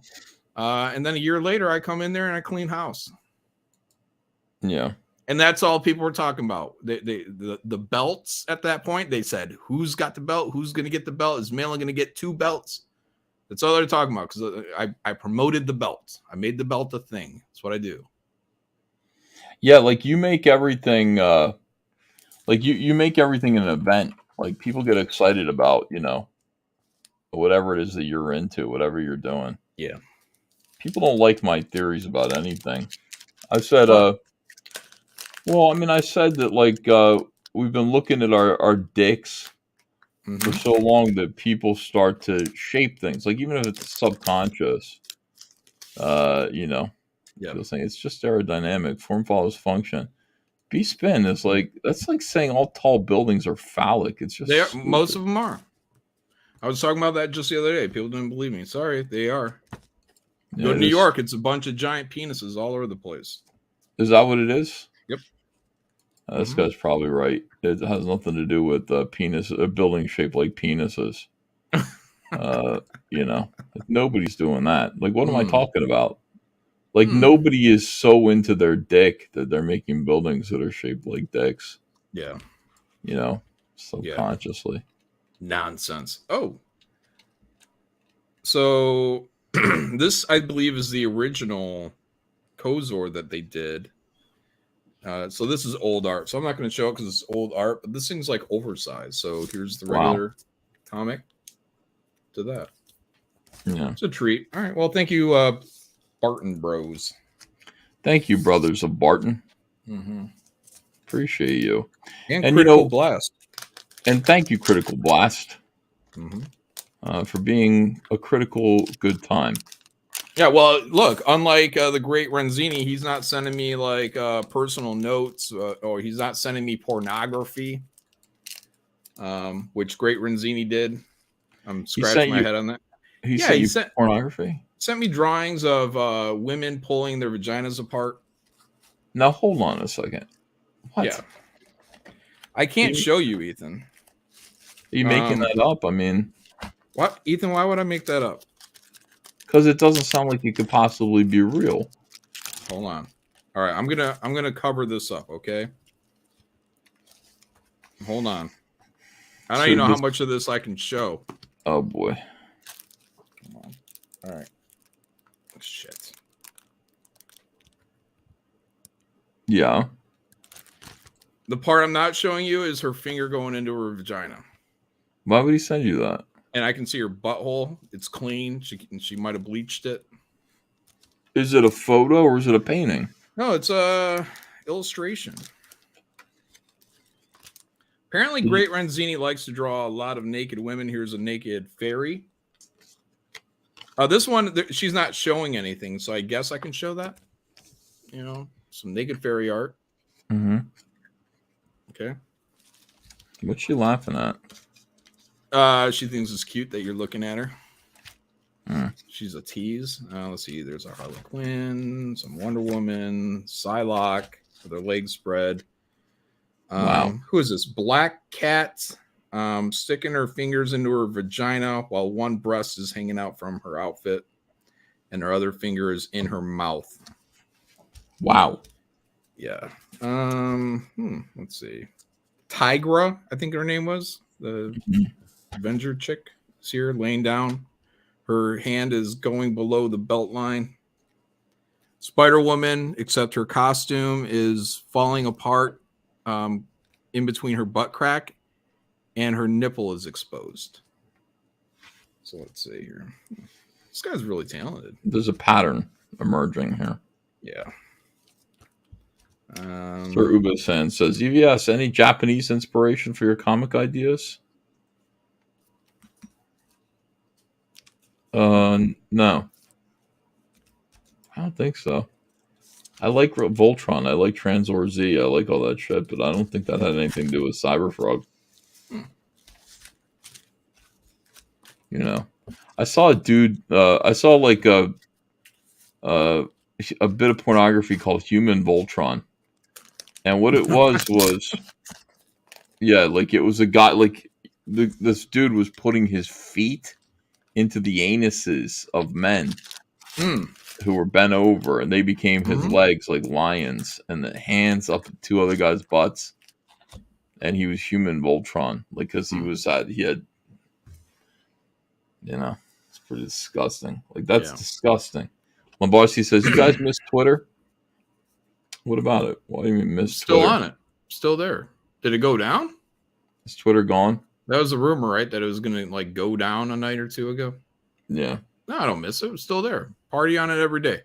Yeah, and that's a magnet. Thank you, Critical Blast, for not sending me pornography, hardcore pornography. Appreciate you. Yeah, like the less hardcore pornography. My parents are coming over for Thanksgiving. Mm-hmm. You know what I mean? Mm-hmm. So they're going to be in the house. They're going to be, enjoying our home with us. I want them to be happy. I want them to feel safe. So the less hardcore pornography that people send me that's lying around the house, the better, I think. I'll be happier if there's... I would recommend, guys, this holiday season, that if you think it's a good idea to open up your Billy Tucci boxes in front of your families this year, maybe do that in private. Because you don't know what might be in there. No, you never know. You can't be sure. It's now 2:35, the last 25 minutes. I'm really sleepy. You can do it, Ethan. You can do it. If only the crew was here to support you, like Shane Davis. They're not here, though. And I gave Shane the link, and he's not even in the chat. Like, he's not here. What could I have said to bother Shane?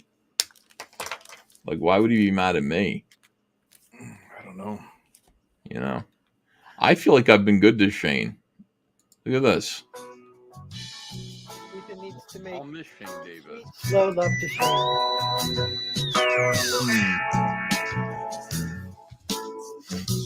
That's all you in his heart back. Wine him and dine him. I'm waiting for Barry White to kick in. Tell me what's right for me. This is kind of booty music, though. My daddy tried to bore me with the sermon. Shane, Plain to see. I want you to know, Shane, you're the only girl for me. Listen to John. Come back. Oh, I Get on my face, baby. Shane's gone. Yancey, release him. Yancey, release him. Shane's gone. Rainey's having a good time there. Gone. Yeah, that's before I knocked her out. Yeah. You broke her spirit. Yeah. What went wrong, Shane? How drunk is Rainey? Where did Shane go? I thought things were going okay. I had a feeling that everything was magic between me and Shane, but somehow it all fell apart. Yeah. And he's left me all here by myself with Thomas K. Shane's gone. Oh, I better learn how to face Shane's gone. Oh, I pay the devil to replace him. He's gone. He's gone. What went wrong? Oh, Shane.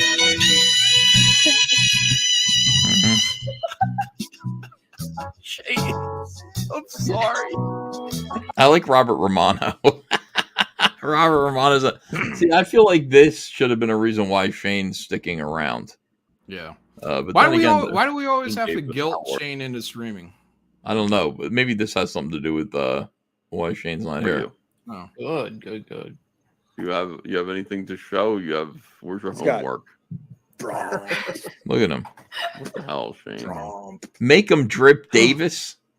We saw this already. I saw this last week. Oh my! I haven't seen that. Oh, that's cool. Yeah. I don't remember that. Let me Awesome! Look at that city. Wow, nice work, Shane. You zoom in. I can't see. Is that a double page? Yeah. John, what do you think of this? Yeah, it's nice. I think I'm about to tell you everybody what I think about it. Okay. I remember this video. It's going to look better when it's done colored because there's all these holograms in here of news reporters talking.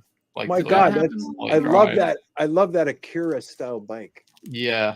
So I was trying to figure out a way to get like a lot of exposition and make look at the detail. Yeah. That's cool. Nice. So John, what do you think? John, how do you feel about it? It's all right. Don't talk for Just all Hey right, Shane, why don't you draw that kaiju head and side view about 20 more times? Oh, shit. Here, You got a front view on that guy or what?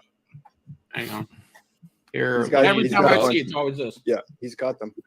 Yeah. We got some more I stuff. love the profile. That's the thing. They're hard to do, actually. Shane was so mad at me. Yeah, like Mhm. on a little bit of an angle. But you know what? Hang Because on, you pull said up that, the- he started Is to. that- What is that it? just me?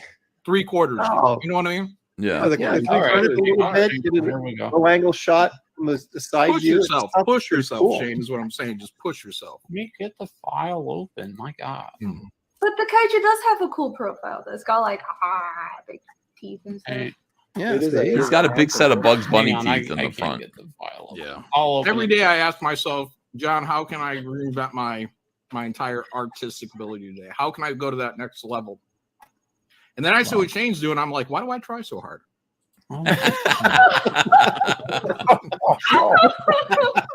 All right, here we go. This guy's a real jerk.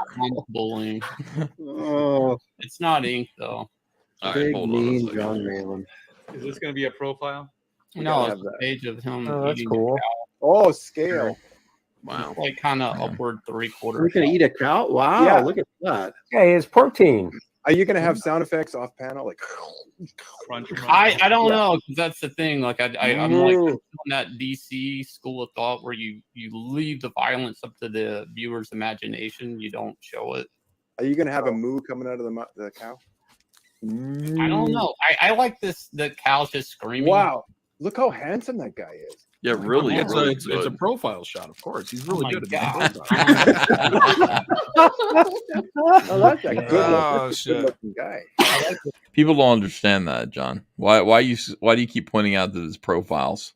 They're easier than a 3/4 shot. The profile is pretty simple, and I mean, it's like basics. Like that's kind of like where you start. With like even like how to draw comics the Marvel way. Mm-hmm. Slope of the nose, degrees from the nose to the chin. Stuff like that. It's easy, yeah. Yeah. This coon face right here. This is a good coon face. Mm. Yeah. Come on, Look, that's, look I at don't Shane know trying why to save Tom's it. so critical of Shane. Shane is really top notch. I just keeps like on. that he's scratching his head here with his man spread, and this will say "Inglorious Rex" across his cod piece. And Don't put it on Twitter. Wait, did it? Twitter again? Oh, it did say Rex on there, and then they covered it up with a word balloon. Oh, they did in the book. Yeah. Love the negative That's face on great. his deck. you're just you gonna won. overlay the logo. I think you won John's respect there. I don't think Jon Malin has anything to show that's going to be anywhere near as good as that. Oh, what did I pull out? I forget. Let me just say, I don't think John has anything to show. How do you like that? He's going to show a dick drawing. Yep. Look at Shane's smile. Look how happy you. Oh, how you he's see his looking. smile wipe away? Yeah. Ethan, back that up a little bit. Just 5 seconds. Okay. Shane loved that I was getting a little bit on me from art. Yeah. And then as soon as I reached over, watch his smile just wipe away. Looking. Now you got to go about 5 more seconds back. Oh, okay. Hold on Yeah. a second here. Oh, Okay, let's see. He's show a Shane. dick drawing.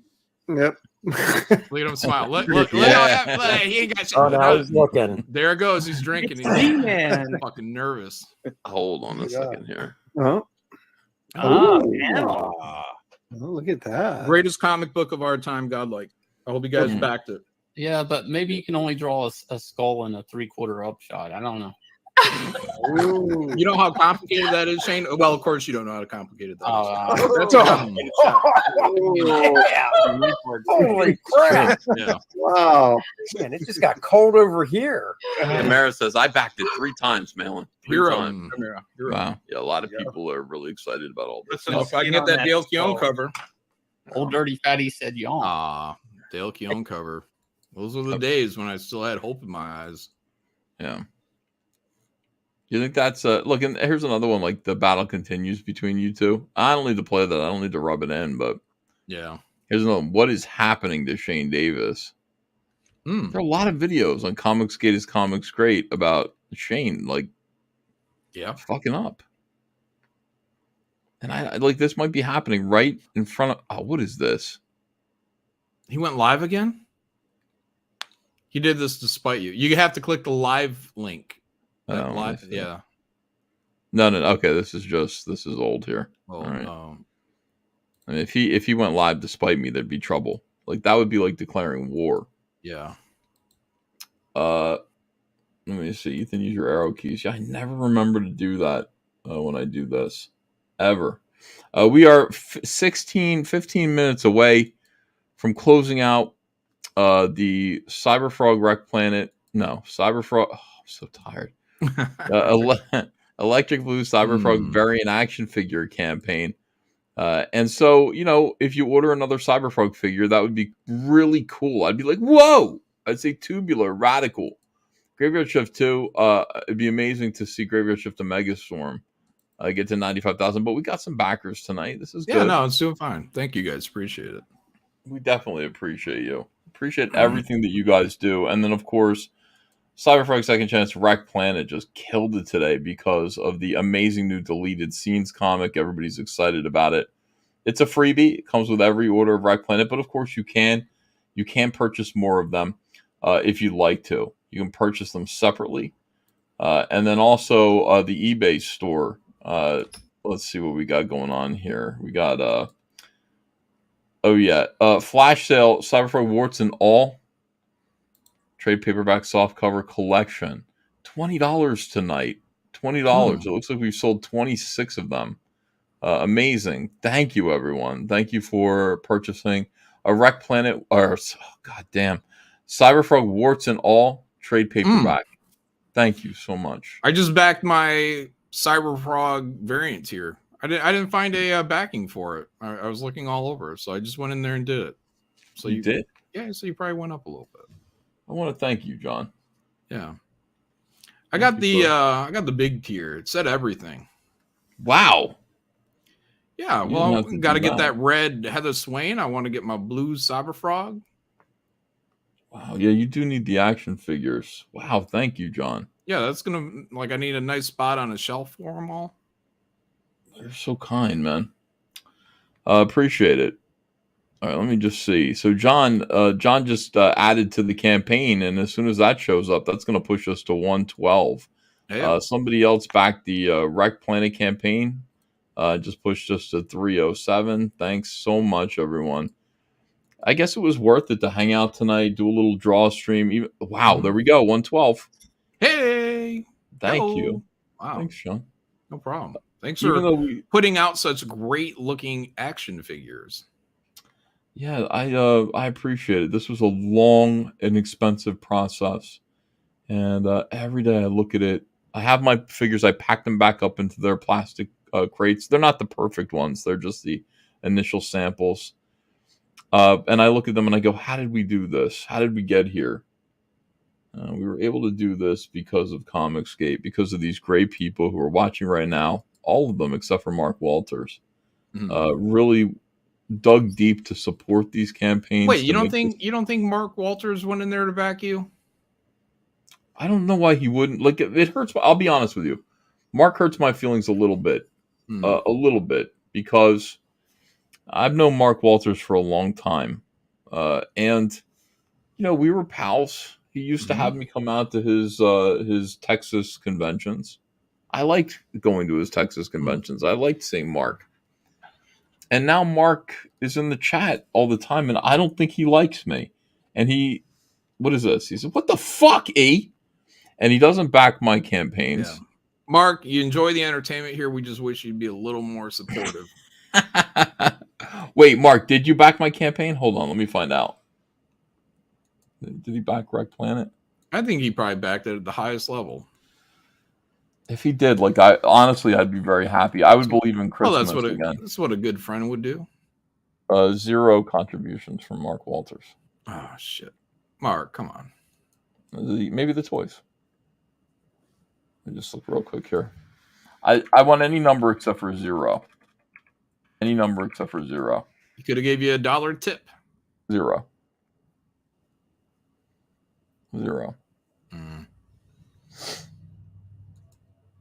That's sad. Yeah, I mean, I just feel like,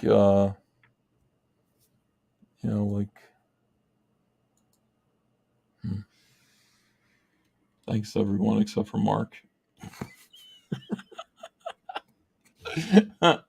What is Mark doing? Why is Mark saying what the fuck, Ethan? Mark Wahlberg? No, I've met Mark Wahlberg. He was kind enough to give me an autograph and a picture.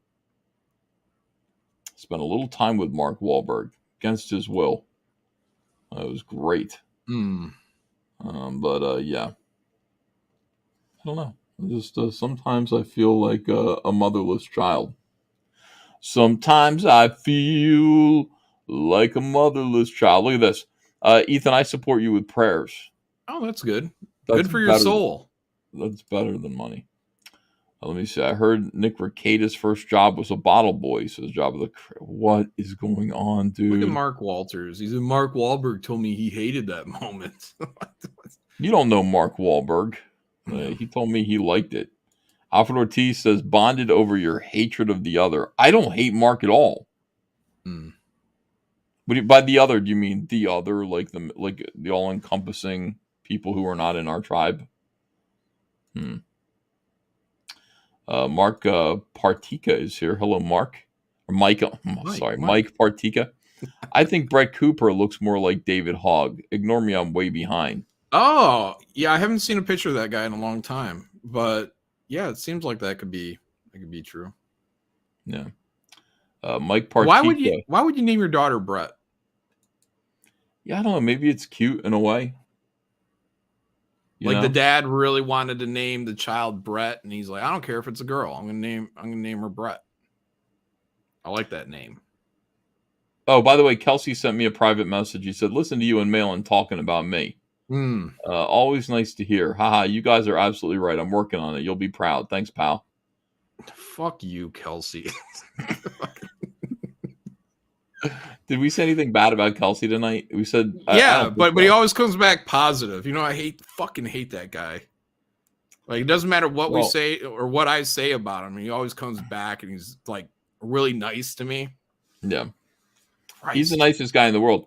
Yeah, my criticism of Kelsey is just that he could have so much because he's so talented. He's amazing. Yeah. But it's easier. He's taking the easy route. It's not a criticism of him.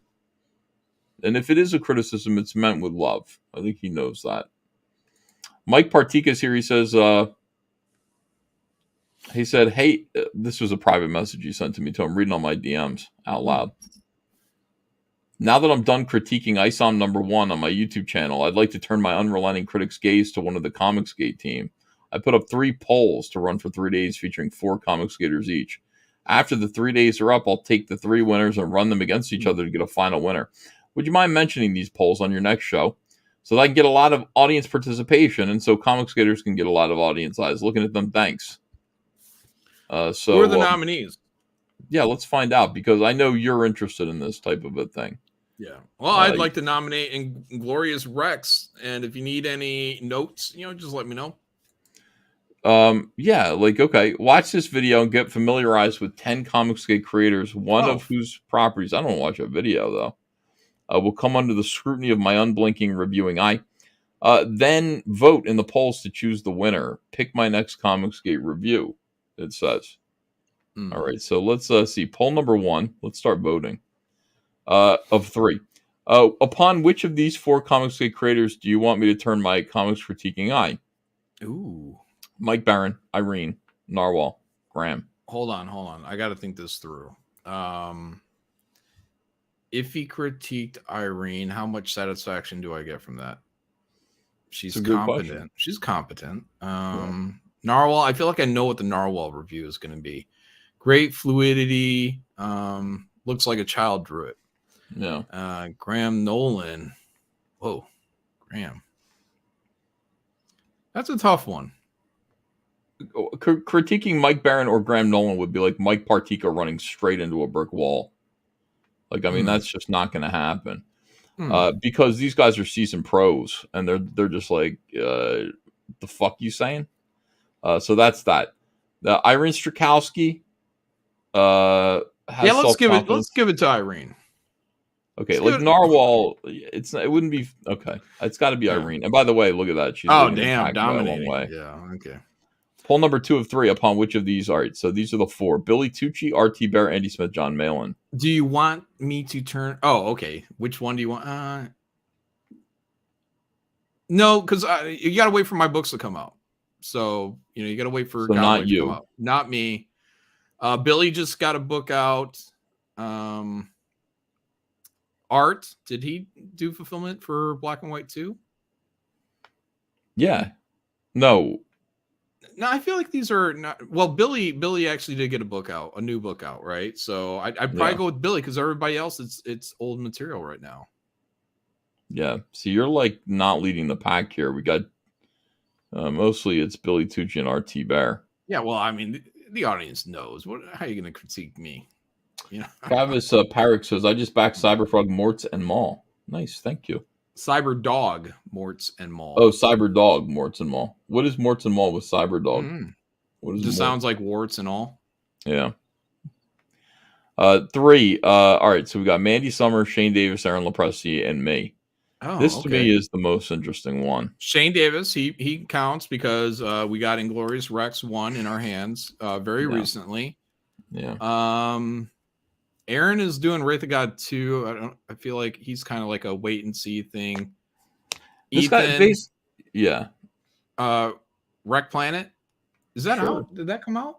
No, not yet. It's going to come out at the end of the month. Okay, well, see, this needs to be a month later then to have you on there. We got some time to move around here. Like I think he's preparing. Okay, well, I'd be interested in an Ethan, Shane. I don't think Aaron. I don't know what. You know what? I got to vote for me because this is like harassment. Like Mike's like, who do you want me to annoy next? And so it's like, what am I going to like put that on one of my friends? No, I'll put it on me. I'll take it. So 50% for me. Other people, but somebody wanted Mandy Summers. Like before I voted for me, it was even me and Mandy. I've taken the lead. So I don't know if you guys want to vote on this. Go ahead and do so. I don't know if it refreshes automatically or not. My polls do, but I think that's just because they belong to me. Oh, look at this, Graham Nolan. Oh, Irene running away with it. There are only 3 votes on this. I don't understand. 7 votes here. John, you're losing. Like nobody wants you to be critiqued. Well, I think that's fair though, because so far this year, like there's nothing. I don't think there's anything I've drawn or written that is out. So, right. I all I'm saying is for everybody, I want to see the fresh work. I don't want to see last year's work. I want to see the fresh work get critiqued. Right. All right. So people are talking about bringing back Nick Rekieta. Rekieta Law reinstated on YouTube after termination. Good. He's back on YouTube. That's great. Now we got to get Nick Rekieta back on Twitter. I think he's gone on Twitter. So hopefully we can. Ooh, that's creepy. That is spooky. Something wrong with that. Oh. Yeah. Now that we are. Oh, is that Rekieta Mr. Bean? Yeah. God, I don't like that. That's weird. I don't like the face. This is great right here. That's no, awesome. Look, Ethan, you may not like it now, but in 5 years, maybe 10 years, we're going to be able to watch movies that are going to star us. Yeah. And it's going to be seamless. Like you're going to be able to watch The Matrix, except Neo's going to be you. Gee, I don't know. Yeah, people are saying careful scrolling because you might see Nick with a bottle up his butt or something like that. All right, I stopped scrolling. Good point. Jon Malin picks up another couple of backers, $94,365. That's not bad, but guys, grab a copy of his cover for this book. It's about time he did one. It's going to be a beautiful book, a big, beautiful book. Yeah, 150 pages, guys. Girthy. Thanks. Thank you. And we were at by the way, last 2 minutes of this campaign. Another backer here. Thank you so much. Second Chance Cyberfrog 2 Wrecked Planet. No new backers there, but I got to say, thank you very much. Also, our eBay store is blowing up as well. Andrew's going to be happy tomorrow. Andrea's going to wake up like, you really did work last night. I'll be like, what do you mean? She's like, our eBay store. That's what she's like. Like, if there are no orders in the eBay store, it just basically means I fucked around with the Jack show. But when she wakes up and she's like, oh, there are 23 orders or 25 orders on the eBay store. You did good. That means that I was doing what I'm supposed to do, which is selling things. Yeah. She can tell when you're having fun or when you're working. Yeah, because she sees it. She goes, "What are you doing down there? Like, what are you Goofing off up all to?" night. Pretty much, yes. That's exactly right. What am I supposed to do? I see my friends; they're live streaming, and they desperately need my help. I tell her that I'm like, they need me. I see Cecil and Anna; they need me there. Believe it. Yeah. Anna tells Cecil, "Shut the fuck up," and your mom. Mm-hmm. And she can only do that so many times before it gets old and people get bored of it. We could replace her with an AI. We did it. We're in demand. We are in demand. I was scared, honestly. I was actually scared. Terrified. Well, I mean, because if we didn't go in demand, then my link wouldn't work for my ad that's in all my comics. And that would have sucked. Well, there will come a day, though, right? I mean, like a couple of years from now, people are going to be like, oh, what does this lead to? And it's going to say dead link. Yeah, it doesn't lead anywhere. Yeah. But I mean, at that point, it doesn't matter. Like, everything will be in our YouTube store. I mean, in our eBay store and all that stuff. So, wow, thanks a lot. Do you think Mark put you over the top there? No, somebody from Guam did with an order, a $650 order, which I don't think I'm not sure if it caught up yet. I keep refreshing it because I'm waiting for it to go, but it hasn't gone. Hasn't gone through yet. And I just want to thank everybody, especially you, John. Duty called, you showed up, you were here. I'll never forget that. Why would I forget that? Can't let my boy go at it alone. Yeah, that's how it is. Shane can though. Shane didn't think twice about showing up here tonight. Well, he was stupid because you made like $1,000 on your campaign while you were here, and you moved up to 94 and 94.3. Wow. Shane could have made $1,000 too if he was here, but instead he decided to talk about degeneracy and cousin fucking. Yeah, inbreeding. Yeah, no, he was moving and transitioning into sister fucking. It's weird. Yeah, I don't get that. He's from the South. He's from the South. Yeah. Everyone in the chat, I see you. I love you. Tell Alfred to unblock me, says Pliskin. I don't know. Well, Red Comics is here. Thank you, pal. What's wrong with Anna? Nothing's wrong with Anna. It's just she, her and Cecil alone. Like, she basically tells Cecil to shut up over and over. She needs me to break it up a little bit. Or John. I think they're probably a year from getting violent with each other. Yeah. Like there's some kind of tension building between the two. I don't know what's going on. Pliskin says Mark and Alfred blocked after the "we just want to have a conversation." Oh, let me cry now. That is sad. It doesn't feel good to get blocked. You can act like it doesn't hurt, but it does hurt. You go, oh, this guy doesn't want to hear what I have to say, and they don't even want to see me. Makes me sad. That's why I'm glad that Mark Walters is here in the chat. Alfred Ortiz, these are critics. These are guys that hate my guts. But they're here still. They haven't blocked me, That's good. I feel like there's hope in the world because of this. Mark Walters says Pliskin is a troll. Pliskin's a troll. He says, I've been blocked by him for a long time now. But here's the thing about Pliskin. He's a YouTube channel member. You know what I mean? You see that little S by his name? That means every single month he sends me $5. Wow. Channel member. And therefore I have tremendous respect for him, appreciation, and gratitude. Everybody who does that, everybody who joins the channel as a channel member could never be a troll. They are angels. Absolute angels. It's like Twitter. They're like verified now, right? Special privileges. I think so. Yeah, I look at them and I go, oh, like if they said, shut up, you fat gay, I'd be like, what? And then I'd be like, oh, they're channel members. They're paying to do that. Oh, you. Yeah. Oh, you. Silly goose. Yeah, no problem. Yeah, and I lisp. I go, oh, you silly goose. Mark Walter says, read what he wrote to me, E. Hold on, let me see what he wrote to Mark. See if I agree with it. Oh, he's been here for 20 months. 20, hey, goddamn. That's $100. That's $100, Pliskin. Appreciate you. Thank you very, very much. You're helping. Honestly, you're helping keep the whole business going. Paying for one of the warehouses. Thank you. All right, let me see what he said, because obviously he says, yes, the biggest troll, shaking my head. That doesn't sound so bad. Mm-mm. He says, yes, I'm the biggest troll. And he's being sarcastic. He doesn't really mean it. Let me see. I'll scroll back a little bit more to see if there's anything else that Pliskin said. Tell Alfred to unblock me. I can't do that. Like, if he doesn't want to unblock you, he won't do it. I'm sorry. Well, let me see here. I don't see anything that he said that was wrong. I just don't see it. And cried to me while doing so. Yeah, I saw that, but that seems okay. Like, what? It doesn't sound like he's saying anything outrageous. He's saying boo hoo hoo hoo. So, let's see. We just want to have a conversation, not with me, apparently, he says.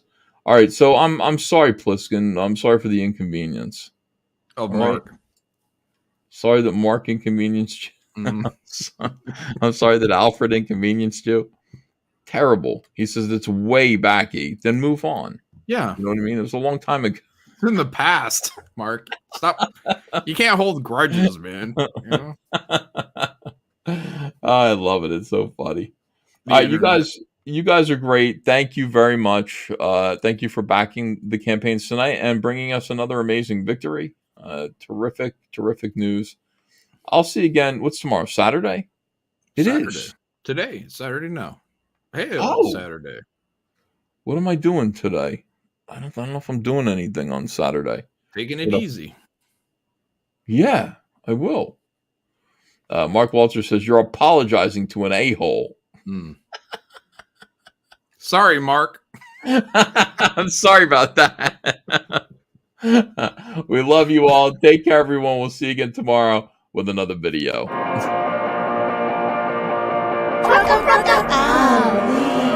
You probably feet are standing to the ground, You only see that cause it's not around, You know the moon, it wasn't never found, They made up everything, You probably feet will stagger to the ground, You only see that cause it's not around, You know they never left the basic clouds, They made up everything, Whoa, I did not believe there is a flat earth. That whole thing look like it is for fags, bro. Why would they tell me the shit is round for? Must be true cause that shit in the textbook. Only when the sun is out it opened my eyes. It ain't coming up and setting on the same side.